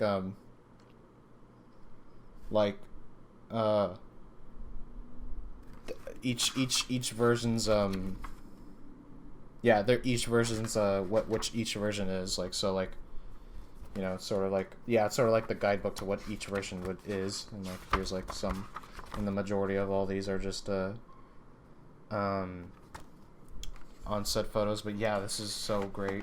It's so great. So yeah, this is all of the it's so huge. It's kind of huge too. So it's all this like it's so great. It's wonderful. I love this. And like on the back, I don't know if you can notice, like on the back you can kind of tell the Tyrell tower like sort of hovering over, and the spinners as well. Like it's the best. I love this. It's so great. But yeah, like that, I'm very happy that I have this, and I'm just so grateful that she bought me this as a sort of like a late birthday gift. So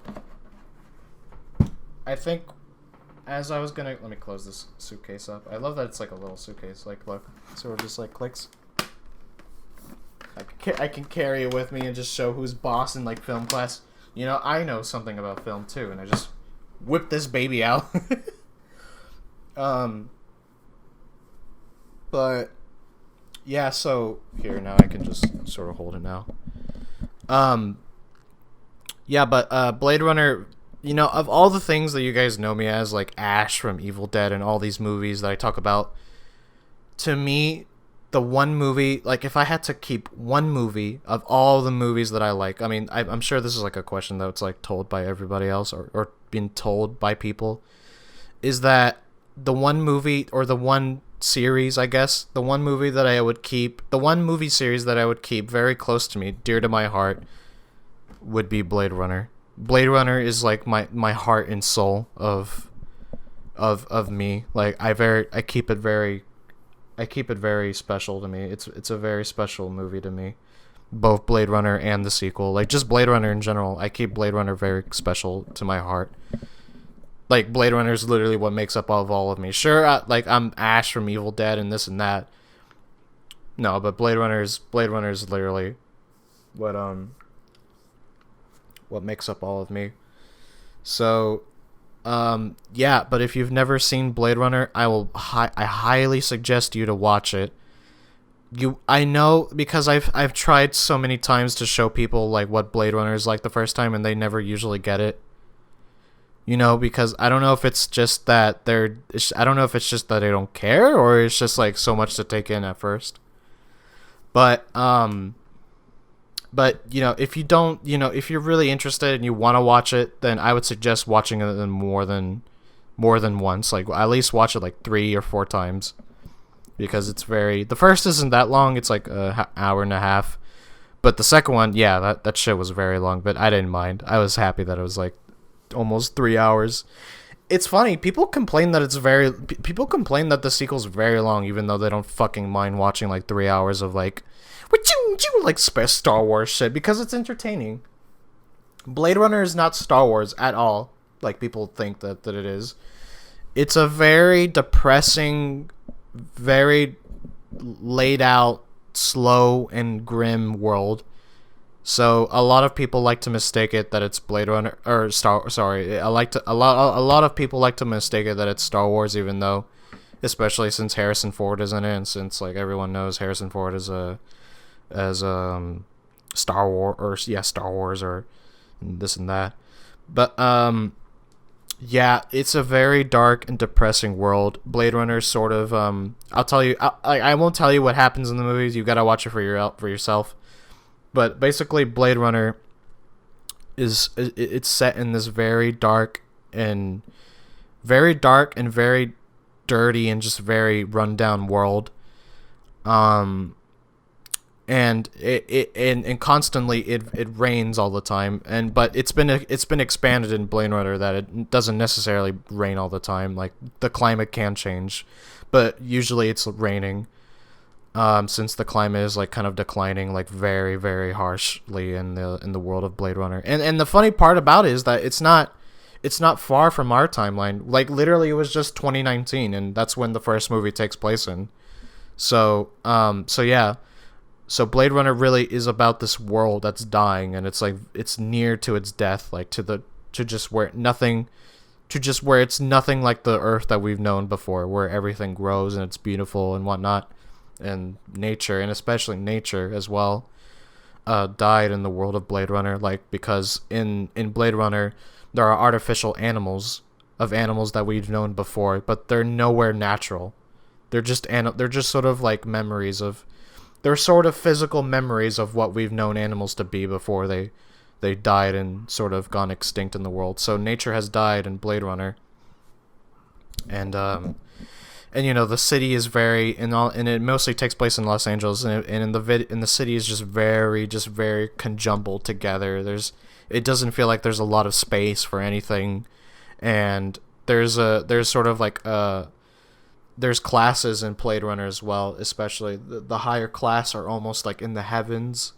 They're like in these tall like skyscrapers, while the majority of people like us, are in like any person, like that any person, the normal man, the normal person who's trying to do best for themselves, we would be in the lower class, like in the way lower sections of the city where everything's just very filled with smog and just very crowded with people and just so claustrophobic and like just all these things put together. It's a very dark world. And especially when there's no sign of nature left at all. That's why there was one version. I'm trying my best not to tell you guys, but I will say that's why there was one version that I didn't like so much, where at the end, Harrison Ford and Sean Young, at the end, you can see them driving in this sort of in this sort of, like, that was they're basically driving through, fields of trees and like this beautiful, and the funny part about it is that those shots were meant to be for The Shining, but they were able to grab those from Stanley Kubrick. Like, Stanley Kubrick was like, yeah, I don't want them. So I didn't know about that. That was like kind of like, wow. But yeah, it's just the shot of them like driving through a road of like actual nature, trees and the sunshine and the lake, and I was like, what? So how did we get from this city where it literally looked like that's what the world was comprised of to this like we're now back in reality where that was just I didn't like that version at all. So Blade Runner went through so many versions, and it's funny, like, even though they were done like making the film, there were still a lot of things they left out, and so they kind of kept going over and over with different versions till they got to the actual version that they thought was the version that Blade Runner is, which would be the final cut. And I enjoy the final cut, like the director's cut and everything else. Like, yeah, all those are really shitty, but still, you still appreciate how it got. You still appreciate the process of Blade Runner, how it got to that stage, and now we're here at this at this final version, which the final cut really helped the sequel to be made, because the final cut really sticked true to its like dark and grim dystopian setting. But at the same time, while it's all dark and just very like dead, there's some sort of hidden beauty within Blade Runner. Just the fact that everyone is just so... It's so sad, and just everything that's just conjumbled. There's just like this hidden... There's this hidden pain within the beauty of it. There's this hidden beauty within the pain. And that's what interests me a lot about Blade Runner. And there's just like... It's almost as if everyone in the world of Blade Runner is in this like sublime pain. There's just this sort of melancholy that's just going around the world of Blade Runner. And there's just something very human about it, even though that setting is very far from being human, from like the towering cities and like flying cars and artificial humans. There's just something very human about it, like just very subtle about it. So really, I love Blade Runner to death. Like, ever since I seen the first, like, every person who's seen Blade Runner and gets it, I was just like, wow. Like, wow. It was very hard to process at the time, but it was very hard to process, not because I didn't get it, but it was just because it was so overwhelming with just how fascinating it was, just how beautiful it was, really. And so, yeah, I love Blade Runner to death, and I have to confess, like, I love the sequel so much. I love the first, but I love the sequel even more, because it really sticks with the dystopian setting, and it really sticks with that feeling of, like, some of that melancholy and that sadness that I mentioned about just now, and it really sticks with that. It, like, Denis Villeneuve really got the whole feeling from the first Blade Runner, and he sort of put into that in his own version, and that's like really like, that's why I love the sequel, but I still love the first as much. Yeah, so that's what I wanted to show you guys, my Blade Runner Ultimate Collector's Edition, and it's just so great. And like I said, you can follow Skunk Brat who bought me this, and she's very nice, and she means a lot to me, and yeah, Blade Runner is just, there's no words to this day, like, of how much I talk about it to people. To this day, I feel like there's nowhere I can get to where I can actually like precisely get to the point of why Blade Runner is so great, and I feel like you just have to watch it. It does all the speaking for you. You just have to watch it. So yeah, that's with Blade Runner. So yeah, I I really I kind of just stopped for those that are listening or watching. Like, I kind of just stopped way through from the podcast because it was getting too loud. Or no, it was getting too late, and I didn't want to be loud. So but and that's why I look a lot more shittier than I do last night. For some reason, my head kind of looks like... I don't know if that's the camera and the lenses that I'm using, but like for some reason, my head seems more round than usual. I don't remember my head being that round. Like, it's literally like a... I don't know if that's my haircut. I'm not doing my fucking hair. I'm at home. Leave me alone. I'm literally at home. I don't need to do my hair. Like, fuck off with that. But I hate when people tell me that. Like, do your hair even though you're at home. Like please.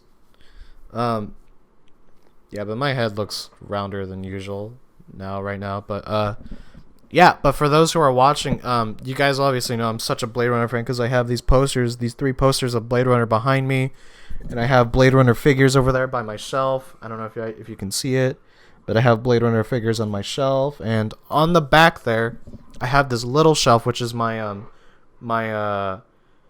cabinet where I put my clothes and the shelves in, and like on top of it, I have the book. You know what? Actually, let me just bring it. Because now that I'm talking about Blade Runner, I think it's a good time to like actually show you what I have. So I'm not showing the Blade Runner 2049 Blu-ray because we all probably have that, and I'm like, oh look, I have this, I'm unique. No, and I'll show you the cheap ass. I'm gonna bring everything Blade Runner in here. Literally, I'm bringing everything Blade Runner. To just show you how much I really love Blade Runner. There's just something about Blade... I don't know. It's just so hard to just put into words. It's just very...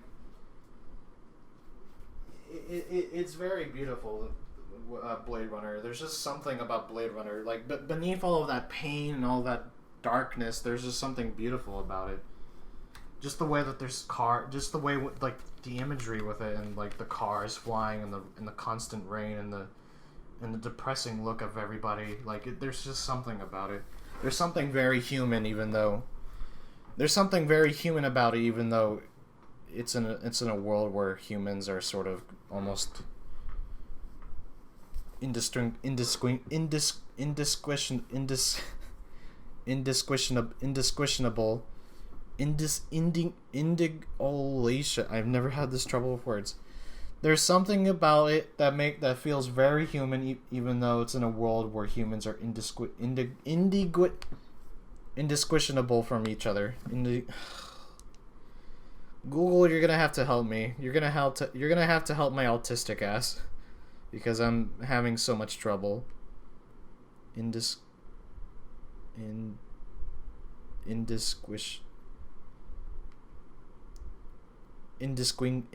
Holy dude,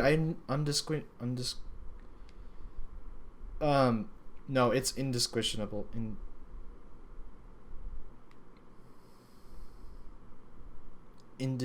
Yeah. Okay, I'm gonna have Google help me on this because I can't say it right now. But like I said, there's something very human about Blade Runner, even though it's in a world where people are so indistinguishable from each other. Hold on, how do you say it then? Indistinguishable. Holy shit, I'm a replicant. I can't say shit right. Holy god, they caught me. Indistinguishable. It's a world that there's something very human about Blade Runner, even though it's in a world full of people who are indistinguishable from each other. There you go. So, first off, I want to get this first. I want to show you guys my Blade Runner, my cheap... Oh my god, the lights just went out.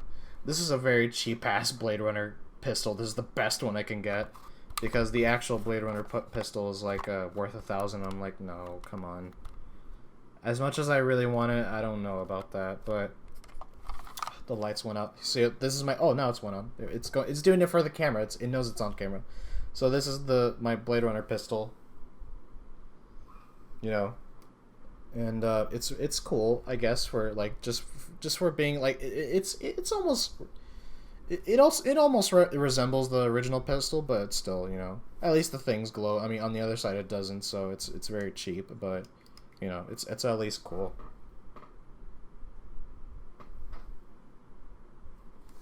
So yeah, that's my Blade Runner pistol that I keep there, and somehow I don't know if it has a very like long battery life, but it's always been on since I put it up there. And this is my oh, shit's a little dusty.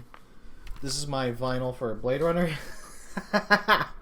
I'm telling you guys, I go hard with Blade Runner. Like, this is my vinyl for Blade Runner, and this is the Vangelis, obviously, since it's composed by Vangelis. And here it's got all the songs, and I love the inside of it too, because it's almost like it's almost showing all the set pieces and everything. And it's got Vangelis here, and I guess I'll just read what Vangelis had to like say on here. Most of the music contained in this album originates from recordings I made in London in 1982. Whilst working on the score for the film Blade Runner, finding myself unable to release these recordings at the time, it is with great pleasure that I am able to do so now. Some of the pieces contained will be known to you from the original soundtrack of the film, whilst others are appearing here for the first time, so like some of these are actually exclusive. Looking back at Ridley Scott's powerful and evocative pictures left me as stimulated as before, and made the recompiling of this music today an enjoyable experience. Vangelis, Athens, April 1994. So yeah, I love this vinyl. You know, I play this whenever it rains outside of my house. I traditionally would just whip out the Blade Runner vinyl and just play along with the rain. So yeah, it's very cool. Very, very cool. So yeah, and this is the big kahuna of like my love for the sequel, the art and soul of Blade Runner of 2049. This was bought by my friend. You can also follow him. His Instagram is Shane's House. Yeah, you'll find him. He's got like a white guy, so but he bought me for this for my birthday. He's been a very long friend of mine for like almost a decade. And he knows how much I love this fucking movie, and he understands it as well. So like, he bought me this for my birthday, and this was like 2019. Did he buy it for me? Yeah, 2019. Like, this was like 2 years after the movie 2049 came out, and like I got this book, and I always wanted this book as well. So he got it for me, and I was like, oh my god, you didn't? Oh, really? Oh, and like, it's so cool. Look at this, and there's so many pages. This thing's fucking big. It's as big as my head. Look, this thing's big, and there's so many. There's page after page after page of like of the behind the scenes of 2049, and that I love, because I've always wanted to see how they got 2049 made. And here in the first page, this is there's concept art. There's concept art, and wow, right here it says that's describing the right of the page. It says, excuse me, the very first image created in director Denis Villeneuve's visual development of this movie, drawn in early 2015. I didn't know this was in like that early of development, 2015. This was a warm-up sketch of Kay's spinner taking flight by concept artist Sam Hudecki during his first brainstorming session in Montreal with Villeneuve and director of photography Roger Deakins. And this is it. This is where the first scene would take place of Officer K landing in the backyard of a sapper next to the tree where Rachel is buried. And it says, in the world of Blade Runner, we have humans and we have replicants. And quoted, in the world of Blade Runner, we have humans and we have replicants. Although they look very much the same, they're considered very, very different, because one is born and one is manufactured. The qualitative difference between the two is that someone born is thought to have a soul, while someone manufactured may perhaps not. This film explores what it means to live in a world feeling like you don't have a soul and starting to want one, and in the process of wanting a soul, acting like someone who has a soul in the first place. Quoted the screenwriter of 2049, Michael Green. And that very much, that's how I feel with these movies, because for me, these Blade Runner is just very personal to me. For me, Blade Runner's it's a very personal movie to me, even though it's set in like, you know, the future and whatnot. With that quote, that really helped me. Like, with that quote, it really helped me like try to like remember why exactly, like, because to me, Blade Runner just really like went inside of my like consciousness, and it went into my psyche of how because I did mention of how I suffer with mental illnesses, and sometimes I tend to dissociate, and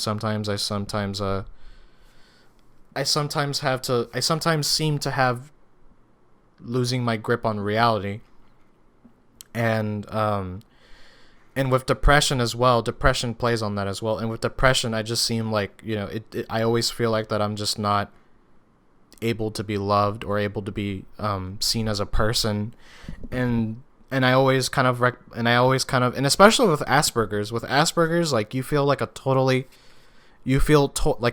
different person in this world, and you feel sort of alienated. You're almost like this person that's not exactly a person. And that's why I've always compared myself to replicants in Blade Runner, especially when I have such hard time, like, even as I'm like older now, like I've always had such a hard time trying to like feel that I had an identity and that I had a soul like everyone else, and that I meant something like everyone else. So that's why I love Blade Runner so much, as well as the world it's presented. Like, all of it is almost like the setting and the story is almost like it's one big human emotion presented in so many different ways. And that's why I really love Blade Runner so much. And there's another quote here where it says, "When we really know what it's like to feel like somebody, we won't want to do the bad things we do to everybody else." And that's huge. I think our salvation is in there. That was worded really weird. When we really know what it's like to feel like somebody else, we won't want to do the bad things we do to everybody else. And that's huge. I think our salvation is in there.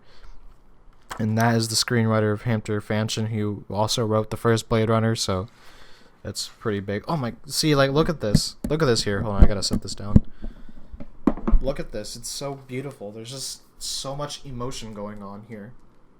It's all futuristic, of course, and it's all dark, but there's just so much... There's so much emotion to it, and also, and the sequel kind of expands, and like the first and the sequel kind of expanded on like kind of like how everything is just so corporate around us while the world is dying. Like, there's just no care for anything real anymore. But the second kind of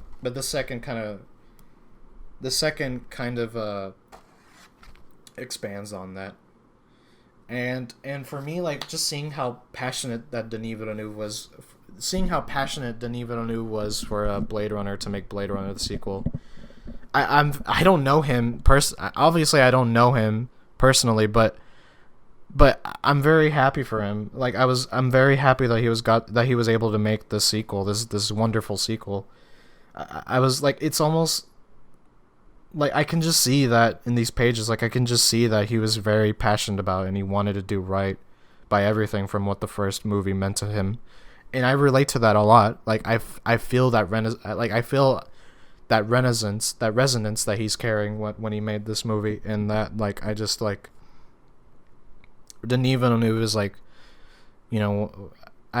I'll dare as far as goes to say that he's one of my heroes when it comes to making movies. So, yeah, all of these. Oh man, I gotta put this down again because you guys gotta see this. It's so cool. This is the art for K Spinner. Here, look at this. It's so fucking cool. Like, even just by this, when it's just a shot of a car, when it's just literally a shot of a car, it feels like there's so much emotion going on.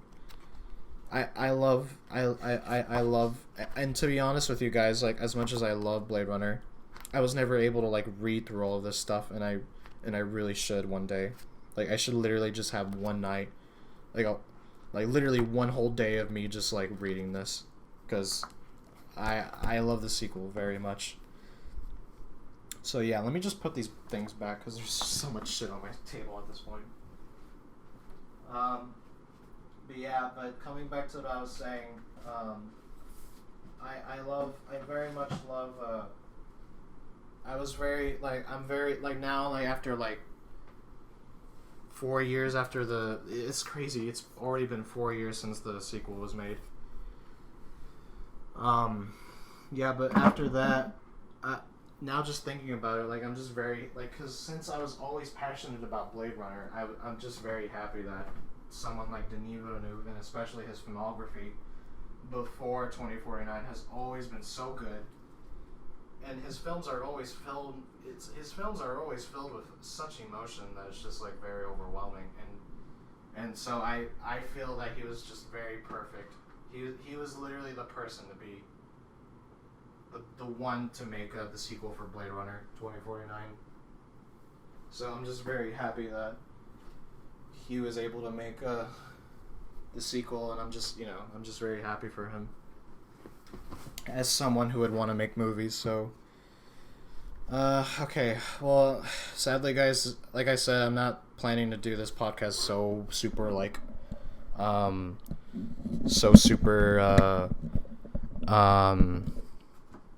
long, so I'm about to wrap it up. But traditionally, like I'll do on the Isahi Just Talks podcast, I will be reading questions of people who has already given me some questions. So thank you guys for that. Questions for people who already so every sorry, I'm like looking for the questions on here. Give me a second. Okay, go to Spotify. Okay, yeah, I gotta hold on. Yeah. So yeah, every I really need to remember my fucking passwords. I have too many accounts and too many passwords. Okay.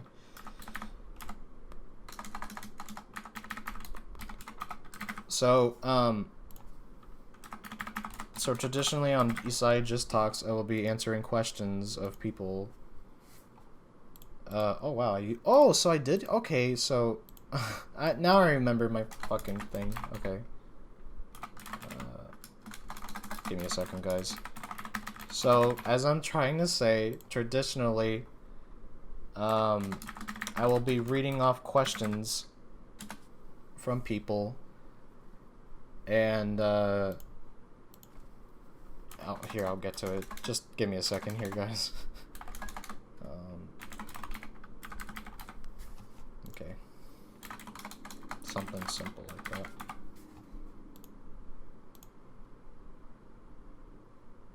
What? Spotify, you suck. Uh-oh. Sorry,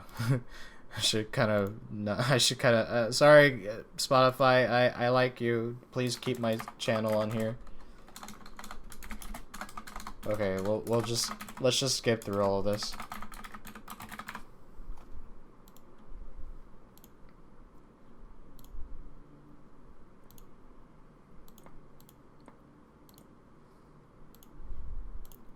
There you go.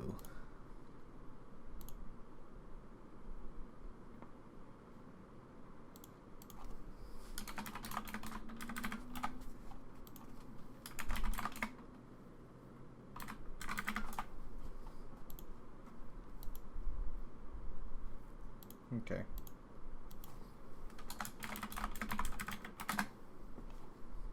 Okay. Alright, now that we got that done.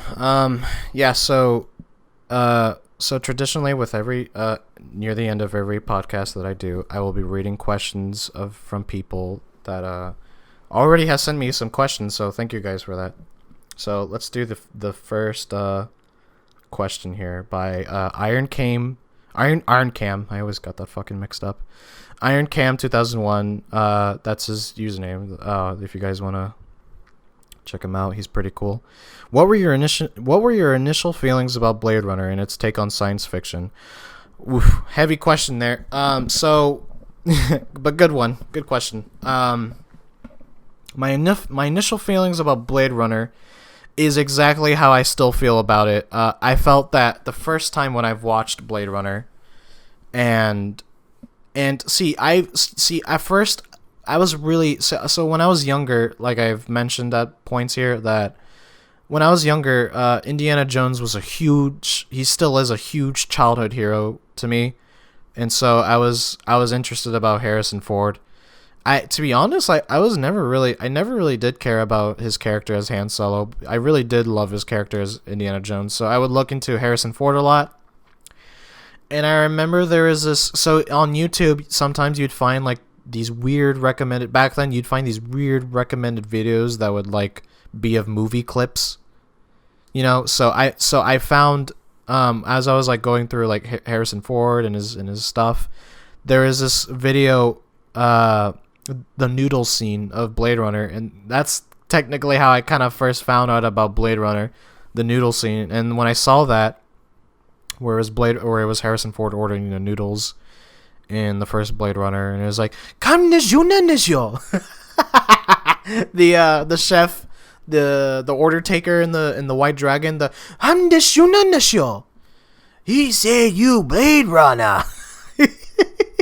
And when I saw that, and when I saw with the visuals that was given and like Harrison Ford's character and whatnot, I was very interested, but I didn't know why I didn't really. I think I was just too young and I didn't really understand it at the time.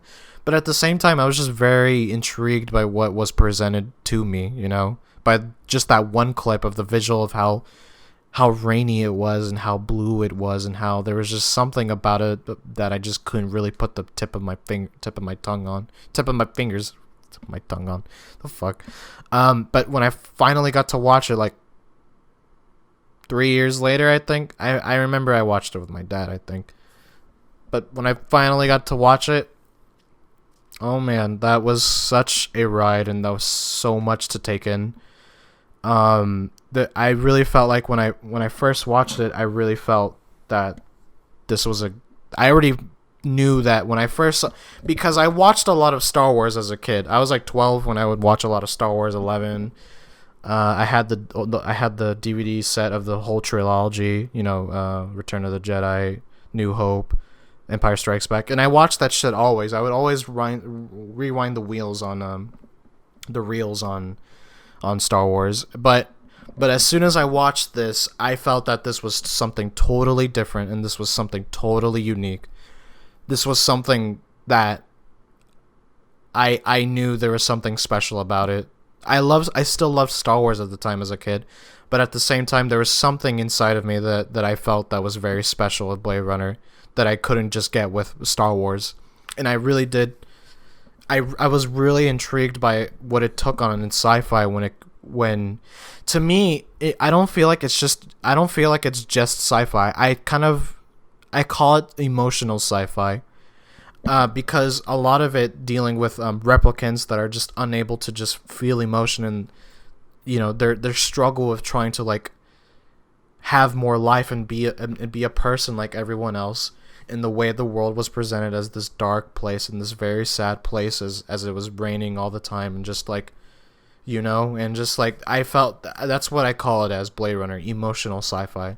That's what I refer to it as. It's still sci-fi, of course, but I call it as but I also call it as emotional sci-fi, if that would make sense. And as well as how it's presented, you know, the idea that nature has died and the world is dying with it, and people are living the days left in this claustrophobic, closed-in city of a mess, while those that live in the skies, you know, in the towering, you know, cities are like, you know, there's just something about it that was just so like there was beauty within the pain of it. There was beauty within the pain of it. That's why I kind of call it emotional sci-fi, if that still makes sense. And like I was just very like fascinated with it, because I knew when I saw those flying cars and when I saw little things like the guns, the gun of the Blade Runner, and you know, and the term of a Blade Runner, and its occupation as a Blade Runner, and what you do as a Blade Runner,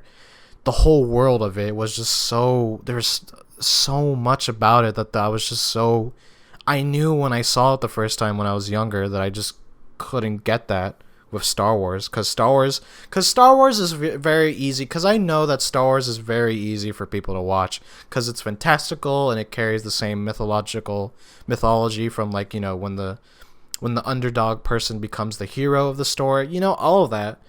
But with Blade Runner, there's just something about it that's just very, like, there's something that feels like it's almost was pulled under a human's conscience, and that's what comes into it as a form, if that makes sense. That's what I feel it as. I feel it as an emotional sci-fi, and I also feel that it's just something that all of us collectively as a human race is pulled under from our consciousness and is made into a form, which that is Blade Runner. And at the same time, that Blade Runner now is not so far from reality, and that's scary. That's kind of scary. But at the same time, I've kind of been wanting that world for some reason, like that beautiful, painful world, that, you know, that very sad world, and yeah, we're really not far from like the reality of Blade Runner. I mean, it was just 2019, and we've already had so much shit happen between that year and 2020. Not even just like, you know, not even just how we're suffering with climate change and we're doing so much to fix that, but also the tone deafness that we get every day in our lives, from advertisements to people, you know, not wanting to just know what's outside of life, you know, wanting to know more things and wanting to be connected with humanity. That's also what's in Blade Runner, and I feel like that's very well being apparent nowadays. Because nowadays we're just having a lot of people our age being stuck in TikTok and just not really looking at things that what makes life, you know, and that's Blade Runner, like the tale of how what comes with the death of life and what comes with this new world of just comprised of just artificial things and just and things of things that weren't formed with us as the human race started within this world, you know. So that's what I felt about Blade Runner. That's a very good question. Thank you. Thank you, Cameron. That's his name. Thank you for that. That's a very good question, because that's really how I felt with Blade Runner, and that's why it's still to this day, like, I keep it very close, not just to my heart but to my soul. Like, I love Blade Runner so much, and to me, like, I don't mean to be a dick when I say this, but when I show people Blade Runner, and when I see them that they just don't understand it, that just tells me a lot about what's going on today. Just by that. Like, I know you can say, but it's just a movie. There's a lot that you can take out of from Blade Runner, especially with the book. Like, the book is really, Philip K. Dick's book was really a warning of what we're not supposed to do, and we're already doing that. We're already making our lives, our world as Blade Runner, you know? So when I see somebody, not personally, I'm not like, you're such a fucking idiot. No, that's not me with but that just tells me what sort of world we're living in, inside of our heads and outside. So, yeah. So the next question is from Indiana Jones fan 53, and this is one of those guys that I mentioned that about from the Fan 53 community, and he's actually a pretty good guy. Besides all the other shitheads that I met on Fan 53, and his question is simple this time. This one's a simple question. How's life, man? Yeah. Never mind. This is gonna be a hard one. It's gonna get a little personal. Yeah, a little personal. But yeah, life's been really hard. Not just from this year, but also from last year. So as you guys know, I recently graduated from high school. Was that last year? Yeah, it was last year actually. Yeah, it was last year, 2020. I was class of 2020. And so for those who are about to graduate or near to graduating, I will give you this advice. Do not, if you've really struggled with like high school, so with that said, if you really struggled with high school, do not jump into college head first.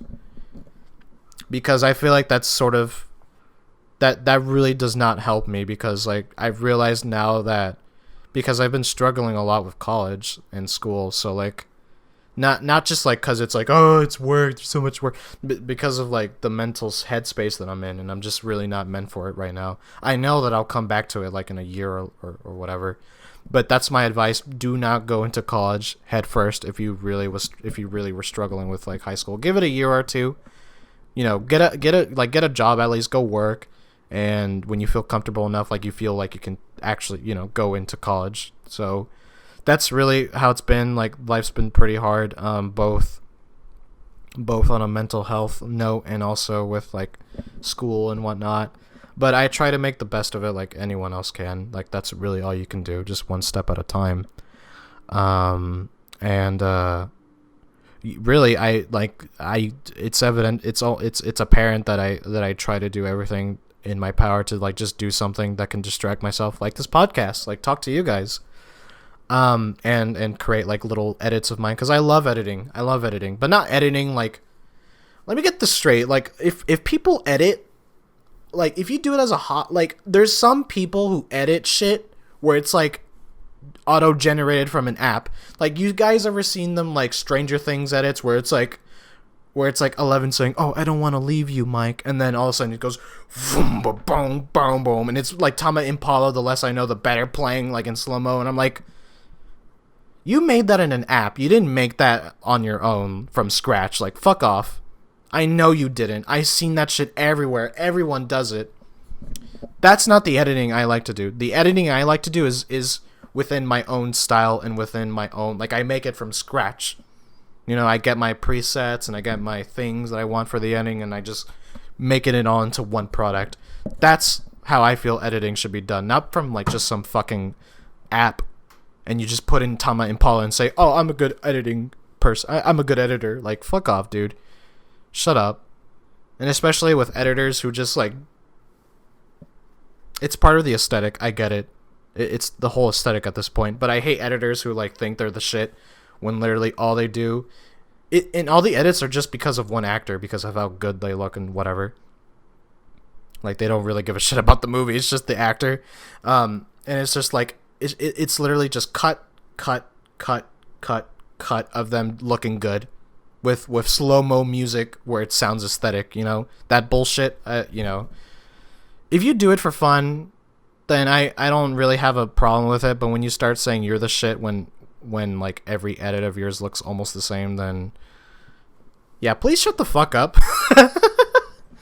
So yeah, that's really how life has been. It's been really hard, and I just try to do whatever I can, both academically speaking and both like on and I've been thinking about a lot of like ideas when it comes to like making movies and whatnot, especially with the web series that I mentioned that I would make soon. But yeah, I'll get back to you guys on that. But yeah, that's really what life's been like, and I hope yours is going well, and if not, then I give you all my best wishes.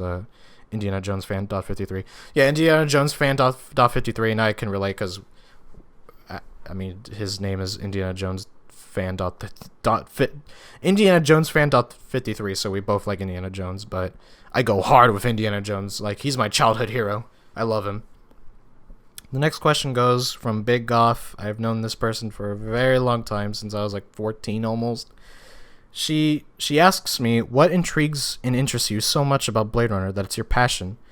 Coming back to what I pretty much answered both of your guys' questions with Cam's and yours now.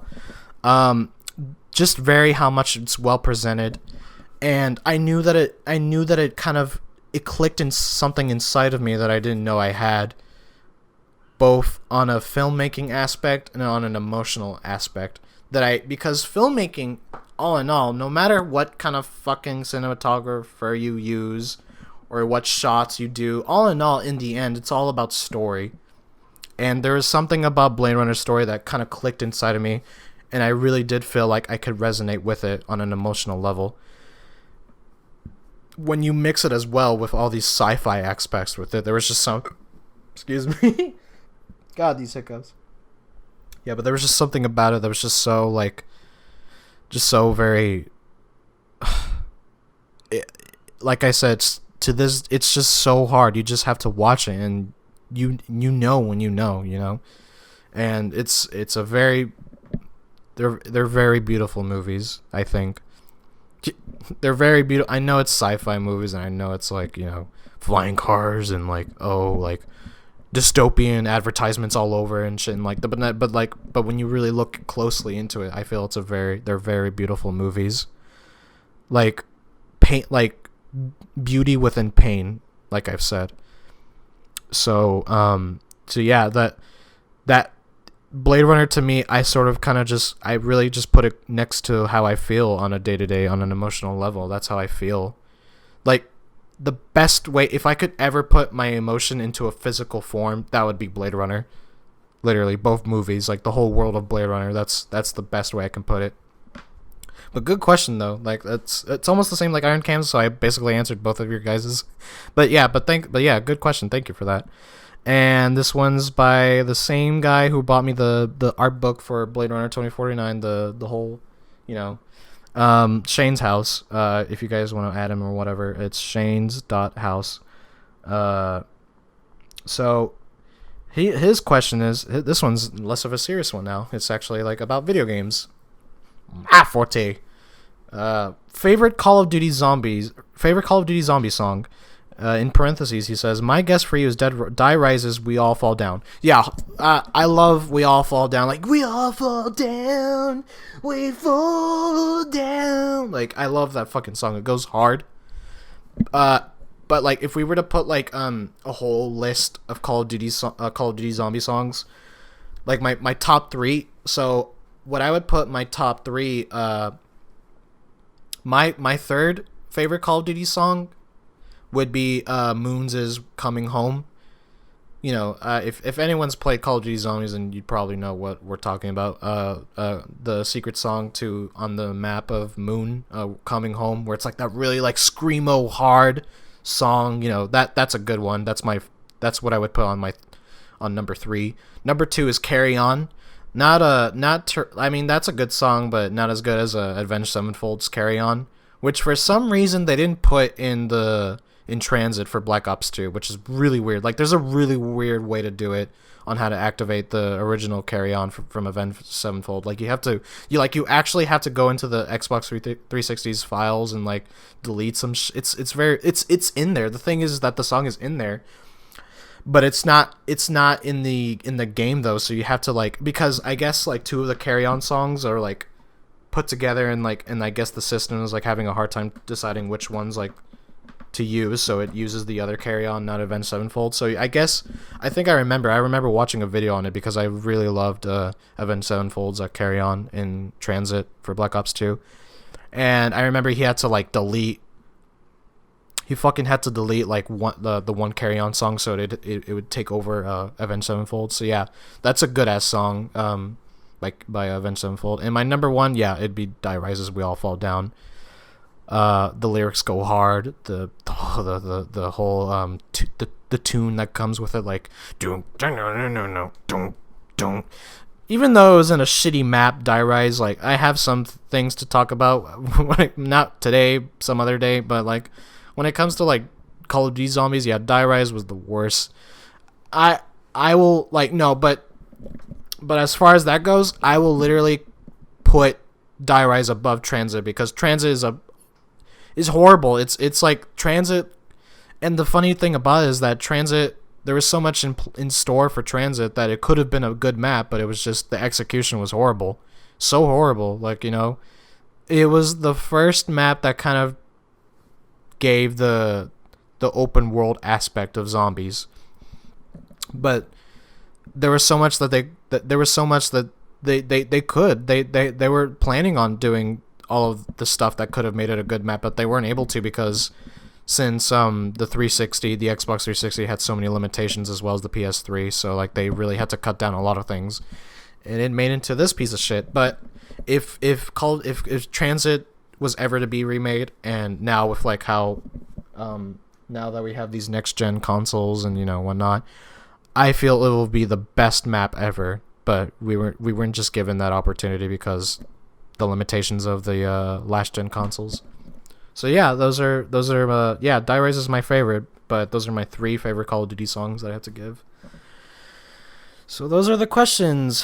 Thank you guys for giving me those. Those were I really have fun answering questions like that, and so I don't imagine I'll never stop answering questions. Like, I'll always, like with every podcast that I'll do, traditionally I'll answer questions. So yeah, but that's about has to do it. Like, I'm literally getting to the limit here.